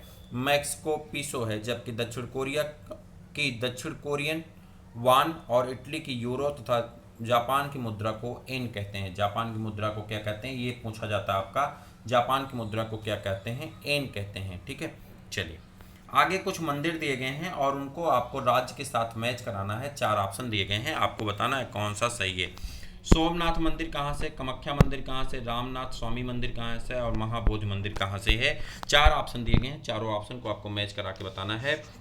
जल्दी बता दीजिए। सोमनाथ मंदिर कहाँ से है? गुजरात में है। सोमनाथ मंदिर कहाँ पे है? गुजरात में है। तो आपका ऑप्शन नंबर फर्स्ट का सी होना चाहिए। तो आपके बी और सी में आपका, अब यहाँ आप देखिए 2 ऑप्शन आपके कट गए, ए वाला और डी वाला। ठीक है, आप चलिए बताइए सोमनाथ मंदिर कहाँ पे है? तो आप कहेंगे गुजरात में है। चलिए अभी आपको मिलाना है। कामाख्या देवी मंदिर कहाँ पे है? तो आप कहेंगे कामाख्या मंदिर जो है आपका असम में। कामाख्या मंदिर कहाँ पे है? आपका असम में है। तो इससे डायरेक्ट आंसर आपको तो मिल गया। ऑप्शन नंबर सी आपका क्या हो जाएगा? करेक्ट हो जाएगा। रामनाथ स्वामी मंदिर कहाँ पे है? रामनाथ स्वामी मंदिर आपका कहाँ पे है? तो आप कहेंगे बी ऑप्शन आपका सही है, तमिलनाडु में। और आपका महाबोधि मंदिर ये तो बताना ही नहीं है, सब लोग जानते हैं, बोध गया बिहार में है। कहाँ पे है? बोध गया बिहार में है। तो ऑप्शन नंबर डी आपका क्या हो जाता है? सही हो जाता है। तो इस प्रकार से ऑप्शन नंबर सी क्या है? आपका करेक्ट आंसर हो जाता है। यहाँ पे कुछ सूची दी गई, उन सूचियों को मिलान करिए। असद अली खां, मल्लिकार्जुन, ठीक, बिस्मिल्लाह खां और TN कृष्णन किससे संबंधित हैं? इनका नाम और उसके आगे उत्कृष्टता यानी किसमें उनका नाम है? तो आपको बताना है, जल्दी बता दीजिए। चलिए जल्दी बताइए कौन सा आंसर आपका सही होगा। 63 का आंसर बताना है। असद अली खां बीड़ा वादक हैं। असद अली खां क्या है? बीड़ा वादक है। तो आपका पहले का आंसर क्या होगा? डी होगा। और आपको मिल गया होगा कि ऑप्शन नंबर बी आपका क्या है? सही है। पहले का आपका चौथा होगा तो आपका बी वाला ऑप्शन सही हो जाएगा। चलिए, असद अली खां आपका बीड़ा वादक है। उसके बाद मल्लिकार्जुन शास्त्रीय संगीत से संबंधित मल्लिकार्जुन आपका, ठीक। उसके बाद बिस्मिल्लाह खां आपके शहनाई वादक हैं, आप जानते हैं। और TN कृष्णन क्या है? आपके वायलिन वादक हैं। तो इस प्रकार से ऑप्शन नंबर बी आपका क्या हो जाता है? करेक्ट आंसर हो जाता है क्वेश्चन नंबर 63 के लिए। क्वेश्चन नंबर 64 यानी 64 आपको बताना है। India the future is now किसके द्वारा लिखी गई है? India the future is now किसके द्वारा लिखी गई है? द फ्यूचर इज नाउ किसके द्वारा लिखी गई है? तो आप कहेंगे कांग्रेस पार्टी के वरिष्ठ नेता शशि थरूर द्वारा लिखी गई है। किसके द्वारा लिखी गई? शशि थरूर द्वारा लिखी गई है। India the future is now Shashi Tharoor द्वारा लिखी गई है। ठीक है। निम्नलिखित में से किस संगठन का मुख्यालय जेनेवा में नहीं है? किस संगठन का मुख्यालय जेनेवा में नहीं है? तो आप कहेंगे खाद्य एवं कृषि संगठन FAO का मुख्यालय रोम इटली में स्थित है। विकल्प में दिए गए अन्य सभी संगठन का मुख्यालय जेनेवा में है। तो कह रहा किसका नहीं है? तो आप कहेंगे खाद्य और उसका जो है खाद्य और कृषि संस्करण, खाद्य और कृषि संस्करण का मुख्यालय जेनेवा में नहीं है। बाकी सबका मौसम विज्ञान जेनेवा में, विश्व स्वास्थ्य संगठन जेनेवा में, विश्व व्यापार संगठन जेनेवा में। ठीक है। चलिए, नोबेल पुरस्कार प्रतिवर्ष, नोबेल पुरस्कार प्रतिवर्ष तो आपसे ये पूछा जा सकता है ना कि कहाँ पे है खाद्य और कृषि संगठन? ये इटली में है। कहाँ पे है? इटली में है। कहाँ पे? इटली में। ठीक है। चलिए, नोबेल पुरस्कार प्रतिवर्ष कहाँ बांटे जाते हैं? नोबेल पुरस्कार प्रतिवर्ष कहाँ बांटे जाते हैं? तो आप कहेंगे स्टॉकहोम में बांटे जाते हैं। कहाँ पे? स्टॉकहोम में बांटे जाते हैं। तो आपका आंसर क्या होगा? बी सही हो जाता है। चलिए, निम्न में से कौन सा पर्यावरण का एक अजैविक घटक है? पर्यावरण का एक अजैविक घटक है। आप जानते हैं पर्यावरण में दो घटक पाए जाते हैं, एक होता है जैविक घटक और एक होता है अजैविक घटक। जैविक घटक के अंतर्गत हरे पौधे, ठीक, और कुछ जीव जंतु, वनस्पतियाँ, मनुष्य, पशु सभी आ जाते हैं। जबकि अजैविक घटक के अंतर्गत पानी, हवा, ताप, दाब ये सब आते हैं। तो आपका आंसर अब तो आपको मिल गया होगा। निम्नलिखित में से कौन सा पर्यावरण का एक अजैविक घटक है? तो आप कहेंगे पानी। पानी क्या है? पर्यावरण का एक अजैविक घटक होता है। चलिए, अगले प्रश्न की तरफ बढ़ जाते हैं। अगला प्रश्न आपका यहाँ पे रखा गया है कुछ हिंदी का। विश्व पर्यावरण दिवस कब मनाया जाता है? ये तो किसी को नहीं बताना है, सब लोग जानते हैं 5 जून को विश्व पर्यावरण दिवस मनाया जाता है। क्षेत्रफल की दृष्टि से भारत का सबसे बड़ा राज्य कौन है? ये भी नहीं बताना सबको, सब लोग जानते हैं क्षेत्रफल की दृष्टि से भारत का सबसे बड़ा राज्य कौन सा है। तो आंसर तो मुझे बताने की कोई आवश्यकता नहीं है, लेकिन आप लोग कह रहे हैं तो हम बता दे रहे हैं। कौन सा है? राजस्थान है। क्षेत्रफल की दृष्टि से सबसे बड़ा राज्य कौन सा है? राजस्थान है। ठीक है। इसके बाद मध्य प्रदेश है, उसके बाद महाराष्ट्र है का स्थान आता है। ठीक है। भरतनाट्यम कह रहा है कौन सा सुमेलित है? अच्छा, भरतनाट्यम आंध्र प्रदेश, कुचिपुड़ी मध्य प्रदेश, कथकली केरल और यहाँ पे कथक तमिलनाडु। कह रहा कौन सा आपका सुमेलित है? एक ही सुमेलित होगा। तो आप कहेंगे भरतनाट्यम जो है ये तमिलनाडु से है। भरतनाट्यम कहाँ से? तमिलनाडु से। मैं आपको सबको बता दूँ, याद रखिएगा, ये तमिलनाडु का। ठीक है, ता लिख दे रहे हैं, समझ जाएंगे ना, तमिलनाडु है। ठीक, कुचिपुड़ी आंध्र प्रदेश से। कुचिपुड़ी किससे संबंधित है? आंध्र प्रदेश से संबंधित है। ठीक है, कुचिपुड़ी हो गया आंध्र प्रदेश से। उसके बाद कह रहा है कथक नहीं, कथकली, कथकली केरल से। यही आपका सुमेलित है, हमारा आंसर तो यही हो जाएगा। उसका कथक जो है तमिलनाडु का नहीं, बल्कि कथक कहाँ का है? उत्तर प्रदेश का है। अपने उत्तर प्रदेश का, प्यारे उत्तर प्रदेश का है। तो कहाँ का है? उत्तर प्रदेश का नृत्य है। ठीक है। चलिए, हिंदी में भी वही चीज़ करनी है आपको। हिंदी में आपको एक गद्यांश दिया जाएगा और उस गद्यांश में आपको क्या करना है? 2 गद्यांश दिए जाएंगे 5-5 नंबर के लिए। आपको क्या करना है? 5 नंबर का आपका हिंदी से व्याकरण पूछा जाएगा, व्याकरण से, और आपको 2 गद्यांश दिए जाएंगे। जैसा कि आपके सिलेबस में मेंशन किया गया है, तो आपको 2 गद्यांश दिए जाएंगे और उन गद्यांशों में आपको क्या करना होगा? आंसर करना होगा। ठीक है। तो अब आपको इसका आंसर बताना होगा कि आपका आंसर क्या सही होगा। एक सेकंड रुक जाइए। तो आपको यहाँ करना क्या होगा, मैं आपको बता रहा हूँ क्या करना होगा। आपको वहाँ पे चुपचाप अपने ऑप्शन को पहले पढ़ लेना है और उसके बाद आप अपने पूरे पैराग्राफ को पढ़ेंगे और पैराग्राफ में सर्च करेंगे कौन सा आंसर आपका मैच कर रहा है। बहुत सारे ऐसे आंसर होंगे जो आपके क्या होंगे? मैच कर रहे होंगे, तो आपको कोई प्रॉब्लम ज़्यादा होने वाली नहीं होगी। ठीक है। चलिए, अब यहाँ पे मैं आपको बता दूँ, तो यहाँ पे जब आप देखेंगे तो आपका आंसर आपके सामने आ जाएगा। पहले इसको पढ़िए। मानव के पास समस्त जगत को देखने परखने का नज़रिया होता है। ठीक है, तो इतना ज़्यादा सब पढ़ने की आवश्यकता नहीं है। आंसर कैसे करना मैं आपको बता दे रहा हूँ। आप PDF चाहेंगे तो आपको मिल जाएगा, मैं टेलीग्राम पे डाल देता हूँ, तो वहाँ से आप अपना आंसर देख सकते हैं। चलिए, मैं आपको डायरेक्ट क्वेश्चन पे ले चलूँगा और मैं आपको आंसर बताऊँगा। ठीक है। इस अवतरण का सर्वथा उपयुक्त शीर्षक हो सकता है। कह रहा है इसका उपयुक्त शीर्षक क्या हो सकता है? तो मैं आपको कहूँगा उपयुक्त शीर्षक ढूंढने के लिए आप पहली लाइन और दूसरी लाइन जरूर पढ़ें। तो पहली लाइन जब आप पढ़ेंगे तो यहाँ आप देखिए, मानव के पास समस्त जगत को देखने परखने के 2 नज़रिए होते हैं, पहला आशावादी और दूसरा निराशावादी। तो मुझे लगता है कि आपका आंसर मिल गया होगा, ज़्यादा पढ़ने की आवश्यकता नहीं है। तो आपका आंसर चलिए 75 पे क्वेश्चन नंबर पे, तो आपका आंसर मिल जाएगा कौन सा, आशा और निराशा, आशावादी और निराशावादी। देखिए यहाँ पे, लेकिन आपका शीर्षक क्या हो सकता है, शीर्षक आशा और निराशा हो सकता है। आपका आंसर यही सही होगा, ठीक है। यहाँ पे आशावादी और निराशावादी नहीं कर सकते हैं, लेकिन आप क्या कह सकते थे, आशा और निराशा शीर्षक रख सकते हैं। चैप्टर का क्या रख सकते हैं, आशा और निराशा आप शीर्षक रख सकते हैं, तो आपका आंसर सही हो जाता है फर्स्ट वाला। चलिए, कह रहा परंपरा का विरोध करने से प्रतिभा ऊपर नहीं उठती का आशय है। परंपरा का विरोध करने से प्रतिभा ऊपर नहीं उठती का आशय क्या है। तो इसका आशय आप जब ढूंढेंगे तो इसका आशय क्या होगा, 72 का 70, एक सेकेंड एक सेकेंड एक सेकेंड, आपको आंसर करना है, एक मिनट रुक जाइए। यहाँ पे आपका, एक मिनट मैं बता दूं, यहाँ पे देखिए कह रहा है कि इसको फिर से पढ़ते हैं, एक बार मैं पढ़ लेता हूँ पूरा, तब इसको करते हैं।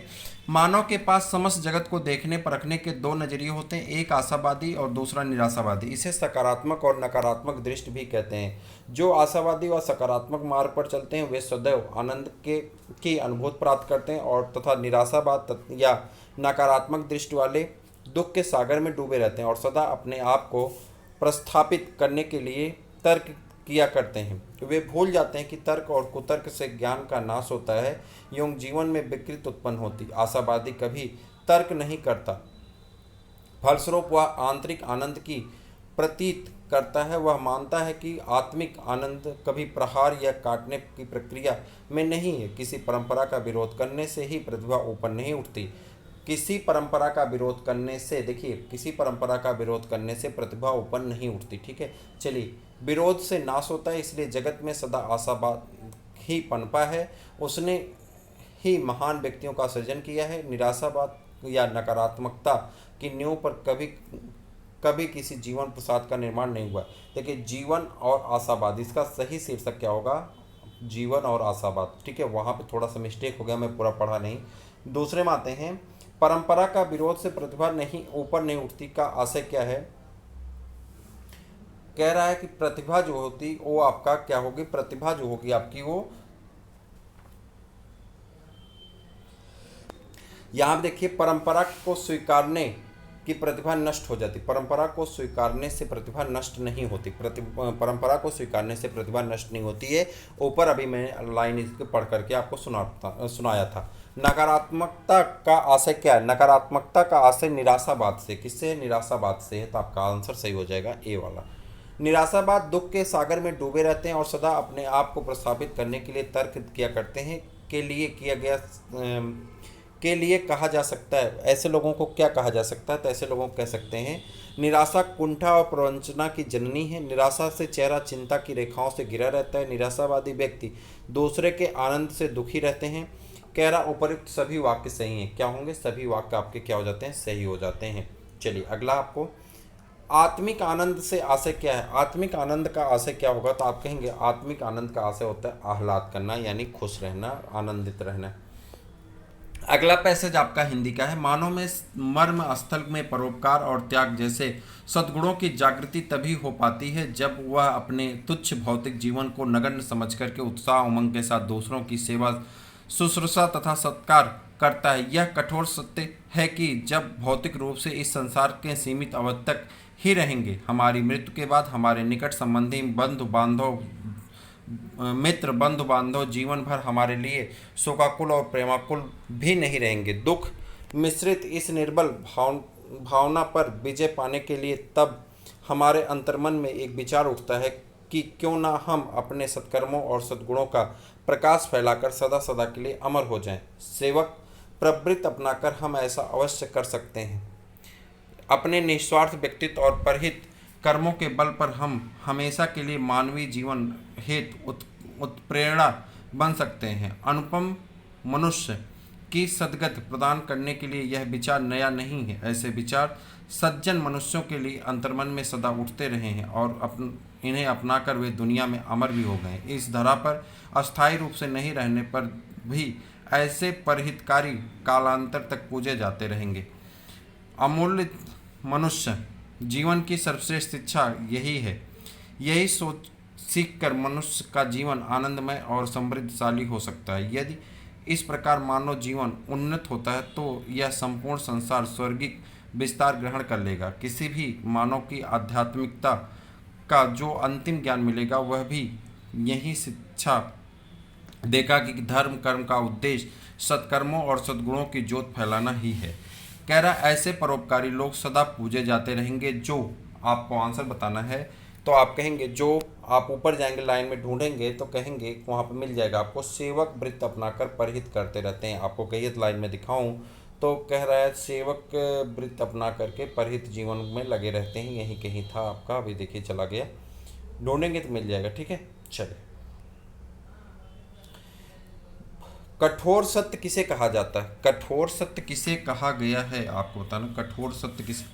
भौतिक शरीर की नश्वरता, भावनाओं पर नियंत्रण न कर पाना, निकट संबंधियों के अस्थायी प्रेम और भौतिक संसार की तुच्छता। तो कह रहा है भौतिक शरीर की नश्वरता कठोर सत्य है। आगे बढ़ जाएं। निर्बल भावनाओं पर विजय पाने के लिए क्या किए जाने की आवश्यकता बताई गई? निर्बल भावनाओं पर विजय पाने के लिए क्या करने की आवश्यकता बताई गई? अच्छे कर्मों से नाम अमर कर लेना। ठीक। अपना जीवन सदा प्रेरणा बन सकता है, हमारा जीवन सदा प्रेरणा बन सकता है यदि हम हमारा जीवन सदा प्रेरणा बन सकता है यदि हम निस्वार्थ भाव से परोपकार करें। निस्वार्थ भाव से क्या करें? परोपकार करें। धर्म के आचरण का उद्देश्य क्या है आपको बताना। धर्म के आचरण का उद्देश्य क्या है? तो आपका आंसर हो जाएगा 80 नंबर का। तो जल्दी बता दिए क्या है। तो आप कहेंगे अच्छे कर्मों और गुणों पर प्रकाश फैलाना। अब इसके बाद 20 क्वेश्चन आपके मैथ के रखे गए हैं। हम उम्मीद करेंगे कि आप 4 जो आपके पाई चार्ट, डायगी इत्यादि जगह से प्रश्न दिए जाएंगे आप आसानी से उसे कर पाएंगे और अपने दोस्तों को भी बता पाएंगे और वीडियो को शेयर और लाइक करना नहीं भूलेंगे। इस प्रकार से आपके टोटल 20 से 25 प्रैक्टिस पेपर हम आपके 15 से 16 तारीख के बीच में करवाने वाले हैं और हम उम्मीद करेंगे कि आपको यहाँ से कम 80% नंबर आपके मिल जाएंगे। चलिए, कह रहा है ABCDEF से आए छात्रों ने एक विशिष्ट सेमिनार में भाग लिया। पाई चार्ट यह दर्शाता है कि 6 प्रतिभागी देशों में से प्रत्येक में कितने छात्र आए। इस आरेख का अध्ययन करें और निम्नलिखित प्रश्नों का उत्तर करें। ठीक है, यहाँ पे आपको दिया गया ABCDEF। ठीक है, हर वक्त जैसे आप परसेंटेज लगाते हैं तो 100% मान चलते हैं, उसी प्रकार से जब आप इस तरह के क्वेश्चन लगाएंगे वृत्त का तो उसे 360 डिग्री मान करके आप चलेंगे। ठीक है, चलिए। छात्रों का सबसे बड़ा दल किस देश से था? छात्रों का सबसे बड़ा दल किस देश से था? तो आपके पास यहाँ पर अगर ध्यान दें तो सबसे बड़ा दल किसका है? बी का है। सबसे बड़ा दल किसका है? तो बी का है। आपका आंसर बिना सोचे समझे आप बी बता सकते हैं, आपका आंसर सही हो जाएगा। देखने से ही लग रहा है 30% है तो 30 डिग्री दिखा रहा है तो आपका आंसर सही हो जाएगा। देश ए को दर्शाने वाले क्षेत्र का कोणीय मान डिग्री में क्या होगा? कोणीय मान आपको बताना है डिग्री में क्या होगा। किसका? देश ए का आपको कोणीय मान बताना है। जल्दी से रुक जाइए, 1 सेकंड रुक जाइए थोड़ा सा, तो आपको बताएंगे कोणीय मान क्या होगा। तो आपका एक सेकंड,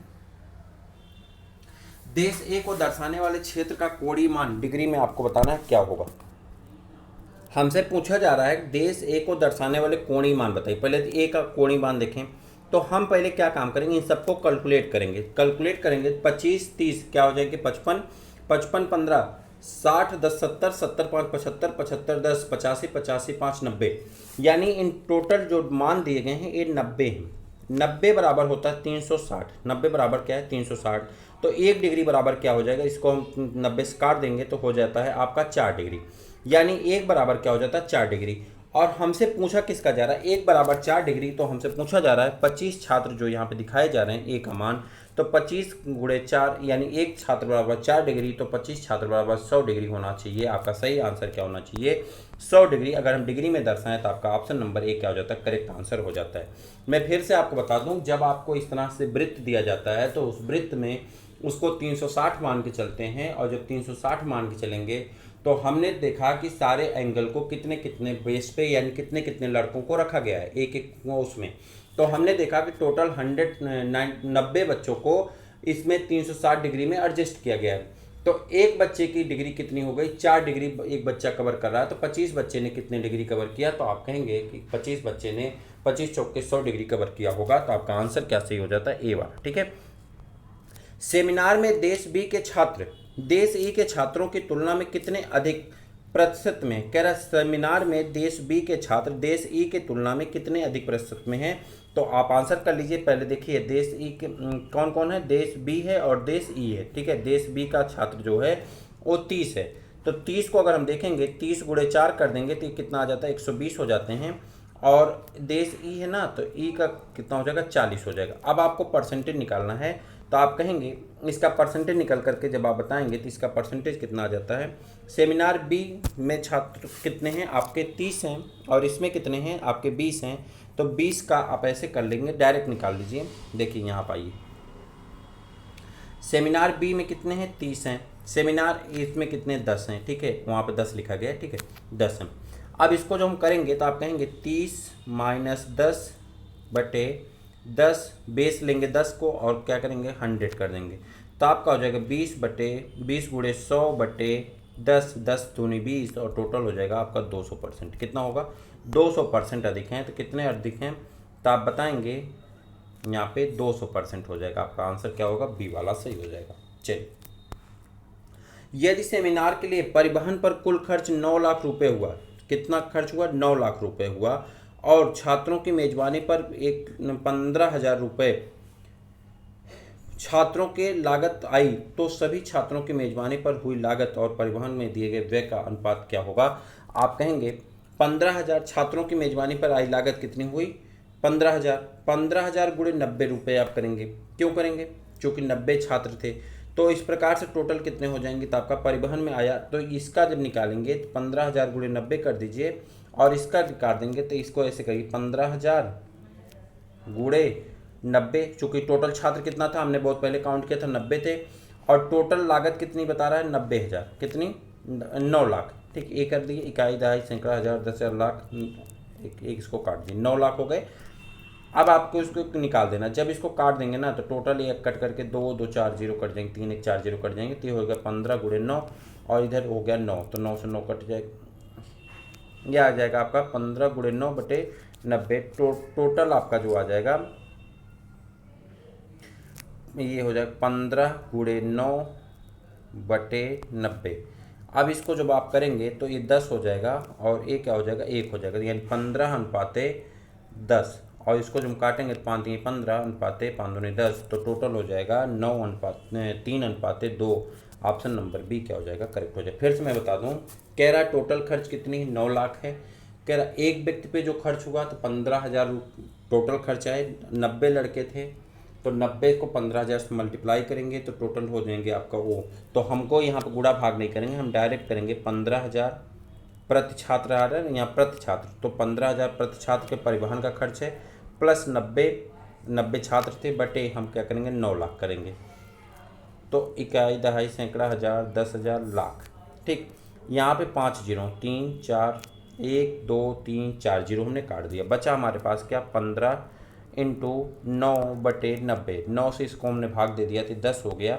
15 बटे 10 का परसेंटेज निकाल लिया, 15:10 का अनुपात हमने निकाल लिया, तो 5 कितना आ गया, 3:2 का अनुपात आ गया। 5 से काटेंगे 3:2 का अनुपात आ जाएगा।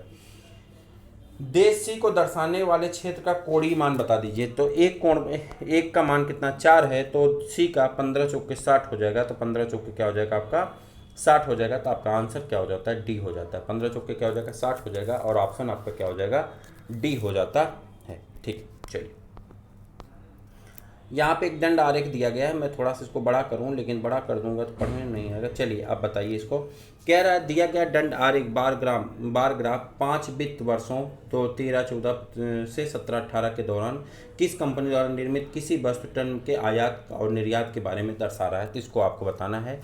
निर्यात को ब्लैक से दिखाया गया, आयात को आपको किससे दिखाया गया है, आपको ब्लैंक से दिखाया गया। अब आपको बताना है, प्रश्न नीचे दिए गए हैं, प्रश्न को देख करके बताना है। कह रहा है राज्य टी के विक्रेता बी द्वारा की गई दूध की बिक्री तथा राज्य आर तथा यस को मिलाकर हुई दूध की कुल बिक्री में क्या अंतर है। कह रहा दूध की बिक्री हुई है टी,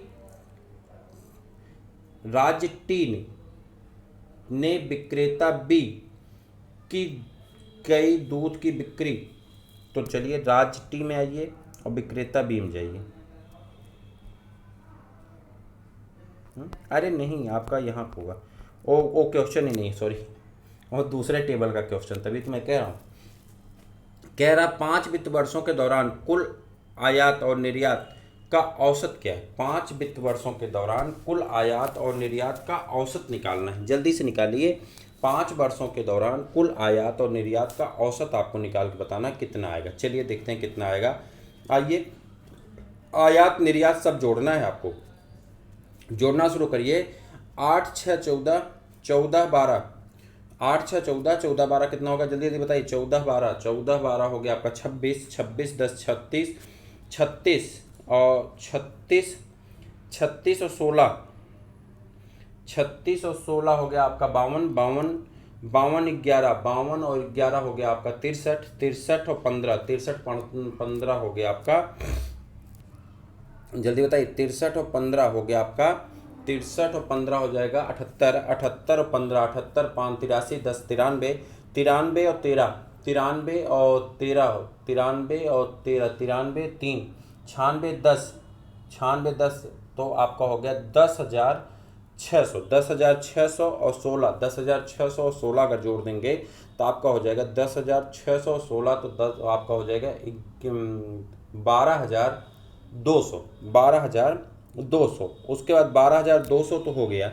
अब 12,200 के बाद इसको जोड़ेंगे, ये जो 38 24 56 14 ये सबको जोड़ेंगे तो आपका लगभग आएगा जो 12,544, जो आएगा क्या आएगा, 12,544 आएगा। आप जोड़ लेंगे तो आएगा, आप पेन पेपर लेकर के जोड़ लीजिए। मैंने मोटा मोटा जोड़ दिया, कितना आएगा, इतना आएगा। और कितने साल हैं, 1 साल 2 साल 3 साल 4 साल 5 साल। जब हम इसे 5 से भाग देंगे, मैंने आपको कई बार बताया औसत का मतलब होता है कि संख्याओं का योग बटे संख्या। तो जब हम 5 से इसको भाग देंगे तो 5 से कटेगा तो 5 दूनी 10 हो जाएगा आपका, टोटल आएगा 5 दूनी 10 हो जाएगा, पंचम 25 हो जाएगा, ठीक है। उसके बाद 0 आ जाएगा, पनवट 40 हो जाएगा और फिर पनवट 40 हो जाएगा। आपका आंसर ये सही हो जाएगा 25, कितना 25,08.8। अब आप यहाँ पा जाइए, क्वेश्चन में देखिए क्या है, 25.8, ये देखिए 25,08.8 आपका सही आंसर हो जाता है। कह रहा किस वित्त वर्ष में निर्यात और आयात का कुल जोड़ सबसे कम है। निर्यात और आयात का कुल जोड़ सबसे कम है, तो देखिए इसको निकालने का तरीका है, निर्यात और आयात का जोड़ सबसे कम होना चाहिए। देखिए 16 13 29, 15 15 30 हो गया, ये तो इससे ज़्यादा हो गया। 16 13 29 था, ये 15 15 30 हो गया, इसका ज़्यादा है। सबसे कम पूछ रहा है ना, किस नहीं सबसे कम पूछ रहा है, सबसे ज़्यादा पूछ रहा है। अच्छा सबसे कम है, तो सबसे कम तो डायरेक्ट दिख रहा है आपका 8 6 14, 13 14 में आपका क्या सबसे कम है, 8 6 1400 ही, तो यहाँ पे झूठे आप इतना परेशान है। किस वित्त वर्ष में कुल जोड़ सबसे कम है, तो आपका 13 14 में। आपका आंसर कैसे हो जाएगा, 13 और 14 में, ठीक है। 8 6 1400 ही तो हो रहा है उसका। चलिए मैं ज़्यादा वाला जोड़ रहा था, ठीक है। 14 15 13 14 14 15 13 14 15 16 और 17 18 के दौरान कुल आयात का कुल निर्यात का अनुपात क्या। कुल आयात और कुल निर्यात का अनुपात क्या, देखिए मैं आपको बताऊँ। 13 का आपका यहाँ पर अगर आएंगे आप तो 13 का निकालेंगे। 13 का कुल आयात क्या है, 638 है, ठीक। उसके बाद इस आयात पहले निर्यात निकाल लेते हैं। 638 है, 1256 है, 12 6 1800, 3856 मिला दें तो उसके बाद इसे तीनों का आयात जोड़ लीजिए एक तरफ, तीनों का निर्यात जोड़ लीजिए, वो आसानी से कट जाएगा और आपका आंसर आ जाएगा कट करके कितना आ जाता है, तो आपका आंसर सही हो जाता है। देखिए यहाँ पे जो आपका आंसर आ जाएगा वह आंसर कितना आएगा मैं आपको बता देता हूँ। वो आंसर आ जाएगा आपका 3619 और 3619 आ जाएगा और 3604 आ जाएगा। 3619 और 3604 आपका आंसर आ जाएगा। 3619 और 3604 आपका आंसर आ जाएगा, जल्दी बता दीजिए। तो यहाँ पे आपका आंसर देखिए, अभीष्ट अनुपात आपका होगा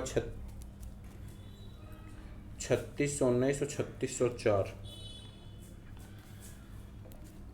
ऑप्शन नंबर ए क्या है आपका करेक्ट आंसर हो जाएगा। चलिए, किस वित्त वर्ष में पिछले वर्ष की तुलना में आयात और निर्यात के जोड़ में प्रतिशत, तो उसको जोड़ करके प्रतिशत निकाल लेना आपको, ठीक है।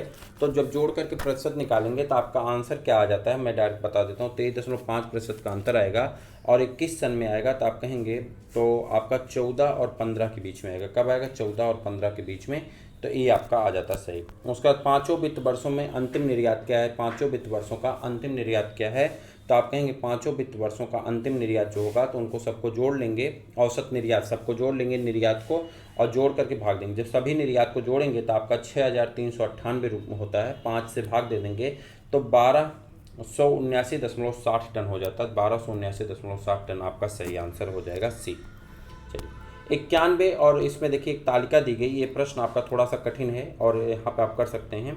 इस तालिका के बारे में आपसे प्रश्न पूछा जा रहा है, ध्यान से देखिएगा, आप निकाल पाएंगे, इतना भी कठिन नहीं, बस संख्याओं का जोड़ घटाना है। थोड़ा सा आपको यहाँ पे आपका एडिशन और सब्सट्रैक्शन बहुत तेज होना चाहिए, जोड़ घटाना तेज होना चाहिए, तो आप आंसर आसानी से निकाल सकते हैं। चलिए नीचे दी गई तालिका में 6 विभिन्न राज्यों के दूध के कुल निर्यात को दर्शाया गया। प्रत्येक राज्य में केवल 2 दूध विक्रेता ए और बी दूध बेचते हैं। नीचे दी गई तालिका में प्रत्येक राज्य में दूध की कुल बिक्री में प्रतिशत में विक्रेता ए द्वारा की गई बिक्री को दर्शाया गया है। विक्रेता ए द्वारा की गई बिक्री को दर्शाया गया है। दूध की कुल बिक्री 20,000 लीटर है, 20,000 नहीं 2 लाख लीटर, ठीक है। चलिए अब आपको बताना है कि आपका आंसर क्या सही है। सेल इन दूध बिक्री, ठीक है, पी और क्यू, एक बिक्री निकाली गई है, बी वाला आपको निकालना पड़ेगा, ठीक है। चलिए दिए गए सभी राज्यों में विक्रेता ए द्वारा की गई दूध की औसत बिक्री कितनी है। औसत बिक्री आपको बताना है कि सभी राज्यों में ए द्वारा की गई औसत बिक्री कितनी है, औसत बिक्री आपको बताना है। तो अब इसमें क्या करेंगे, आपके सामने थोड़ा सा कठिन ये आंसर हो जाएगा। ए द्वारा औसत बिक्री आपको बताना है, 91 का आंसर बताएंगे आपका। ए द्वारा औसत बिक्री क्या होगा, तो पहले साल का आप निकालेंगे, फिर दूसरे साल का निकालेंगे, फिर तीसरे साल का, फिर 5 साल का निकाल करके आपको ऐड करना होगा। कैसे निकालेंगे मैं आपको बताऊं। जैसे पहले साल मैंने बताया कि आपको टोटल बिक्री कितनी होगी, 2 लाख लीटर की। अब इसमें कह रहा 2 लाख लीटर का पहले हम 24% निकालेंगे और 24% का 65% निकालेंगे। तो हम करेंगे यहाँ पे 2 लाख मान लेते हैं, इसको 2 लाख, ठीक, फिर 24%, फिर इसका हम निकालेंगे 65%। इस प्रकार से हम इसको निकाल करके फिर इसको सॉल्व करेंगे, जितना आएगा तो ये 1 साल का होगा, फिर उसके बाद ये 5 साल का हम निकाल लेंगे और फिर निकालने के बाद जो आएगा उसे जोड़ करके 5 से भाग दे देंगे, फिर हमारा आंसर हमारे सामने आ जाएगा। संख्या ज़्यादा है, जोड़ घटाना ज़्यादा है, मैं आपको बता दूँ। इसी प्रकार से सबका करेंगे। जैसे मैं इसका करूँ तो इसका जब मैं करूँगा तो इसका हो जाएगा 2 लाख, ठीक, 2 लाख गुणे 24 मान लेते हैं, 2 लाख गुणे 24 मैं पूरा नहीं कर रहा हूँ, गुणे 65 और दोनों के बटे 100 कर देंगे। तो इसकी जो मान निकल करके आएगा वह मान हमारा निकल करके आता है 31,200। इसका कितना आएगा, 31,200। उसी प्रकार से इसका निकाल देंगे तो इसका आ जाएगा, इसका जो आ जाएगा मान, तो आप करेंगे इसका मान आ जाएगा 2 लाख का 10% 20,000 हो गया, उसका 80% हो जाएगा, तो 20,000 का 80% 16,000, कितना आ जाएगा, लगभग 16,000। इसका क्या आ जाएगा, 16,000। इसी प्रकार से इसका निकाल लेंगे तो आपका जो भी आ जाएगा इसका निकालेंगे, सबको जोड़ करके फिर उसकी संख्या से भाग दे देंगे, आपका आंसर आ जाएगा। मैं आपको सही आंसर बता देता हूँ क्या होगा। तो इसका सही आंसर जो होगा वह आंसर आपका हो जाता है 21,866.67 लीटर, यानी आपका ऑप्शन नंबर ए क्या हो जाता है, करेक्ट हो जाता है। ज़्यादा कैलकुलेशन में टाइम लगेगा और कैलकुलेशन आसानी से हो भी नहीं पा रहा है चूँकि पेज पेपर तो है नहीं। चलिए उसी तरह से राज्य पी तथा क्यू के में विक्रेता बी द्वारा की गई दूध की बिक्री तथा, अब यहाँ बी वाले का निकालेंगे और ए वाले का निकालेंगे। सेम क्वेश्चन उसी तरह से सॉल्व करेंगे, आपका आ जाएगा और उसी तरह से भी डाटा आपका सॉल्व किया जाएगा। मैं बता दूं इसे आप सॉल्व करने में कोई भी कठिनाई नहीं है। बस आपको करना क्या है कि जब बी का पूछा जाए तो बी का निकाल लीजिए, ए का पूछा जाए तो ए का निकाल लीजिए, आपका आंसर सही हो जाएगा, ठीक है। अगर आपको कोई बाद में जब हम लोग मैथ की क्लास करेंगे तो उस समय हम इसको कोशिश करेंगे कि जब बोर्ड पर कराएंगे तो इन सभी क्वेश्चन को हम फिर से आपको करा देंगे, जो आपके लिए हितकर और लाभदायक होगा, ठीक है। तो मैं सोचता हूँ कि यहीं पर इस वीडियो को ओवर किया जाए और फिर मिलते हैं किसी और वीडियो में, तब तक के लिए इजाज़त दीजिए। जय।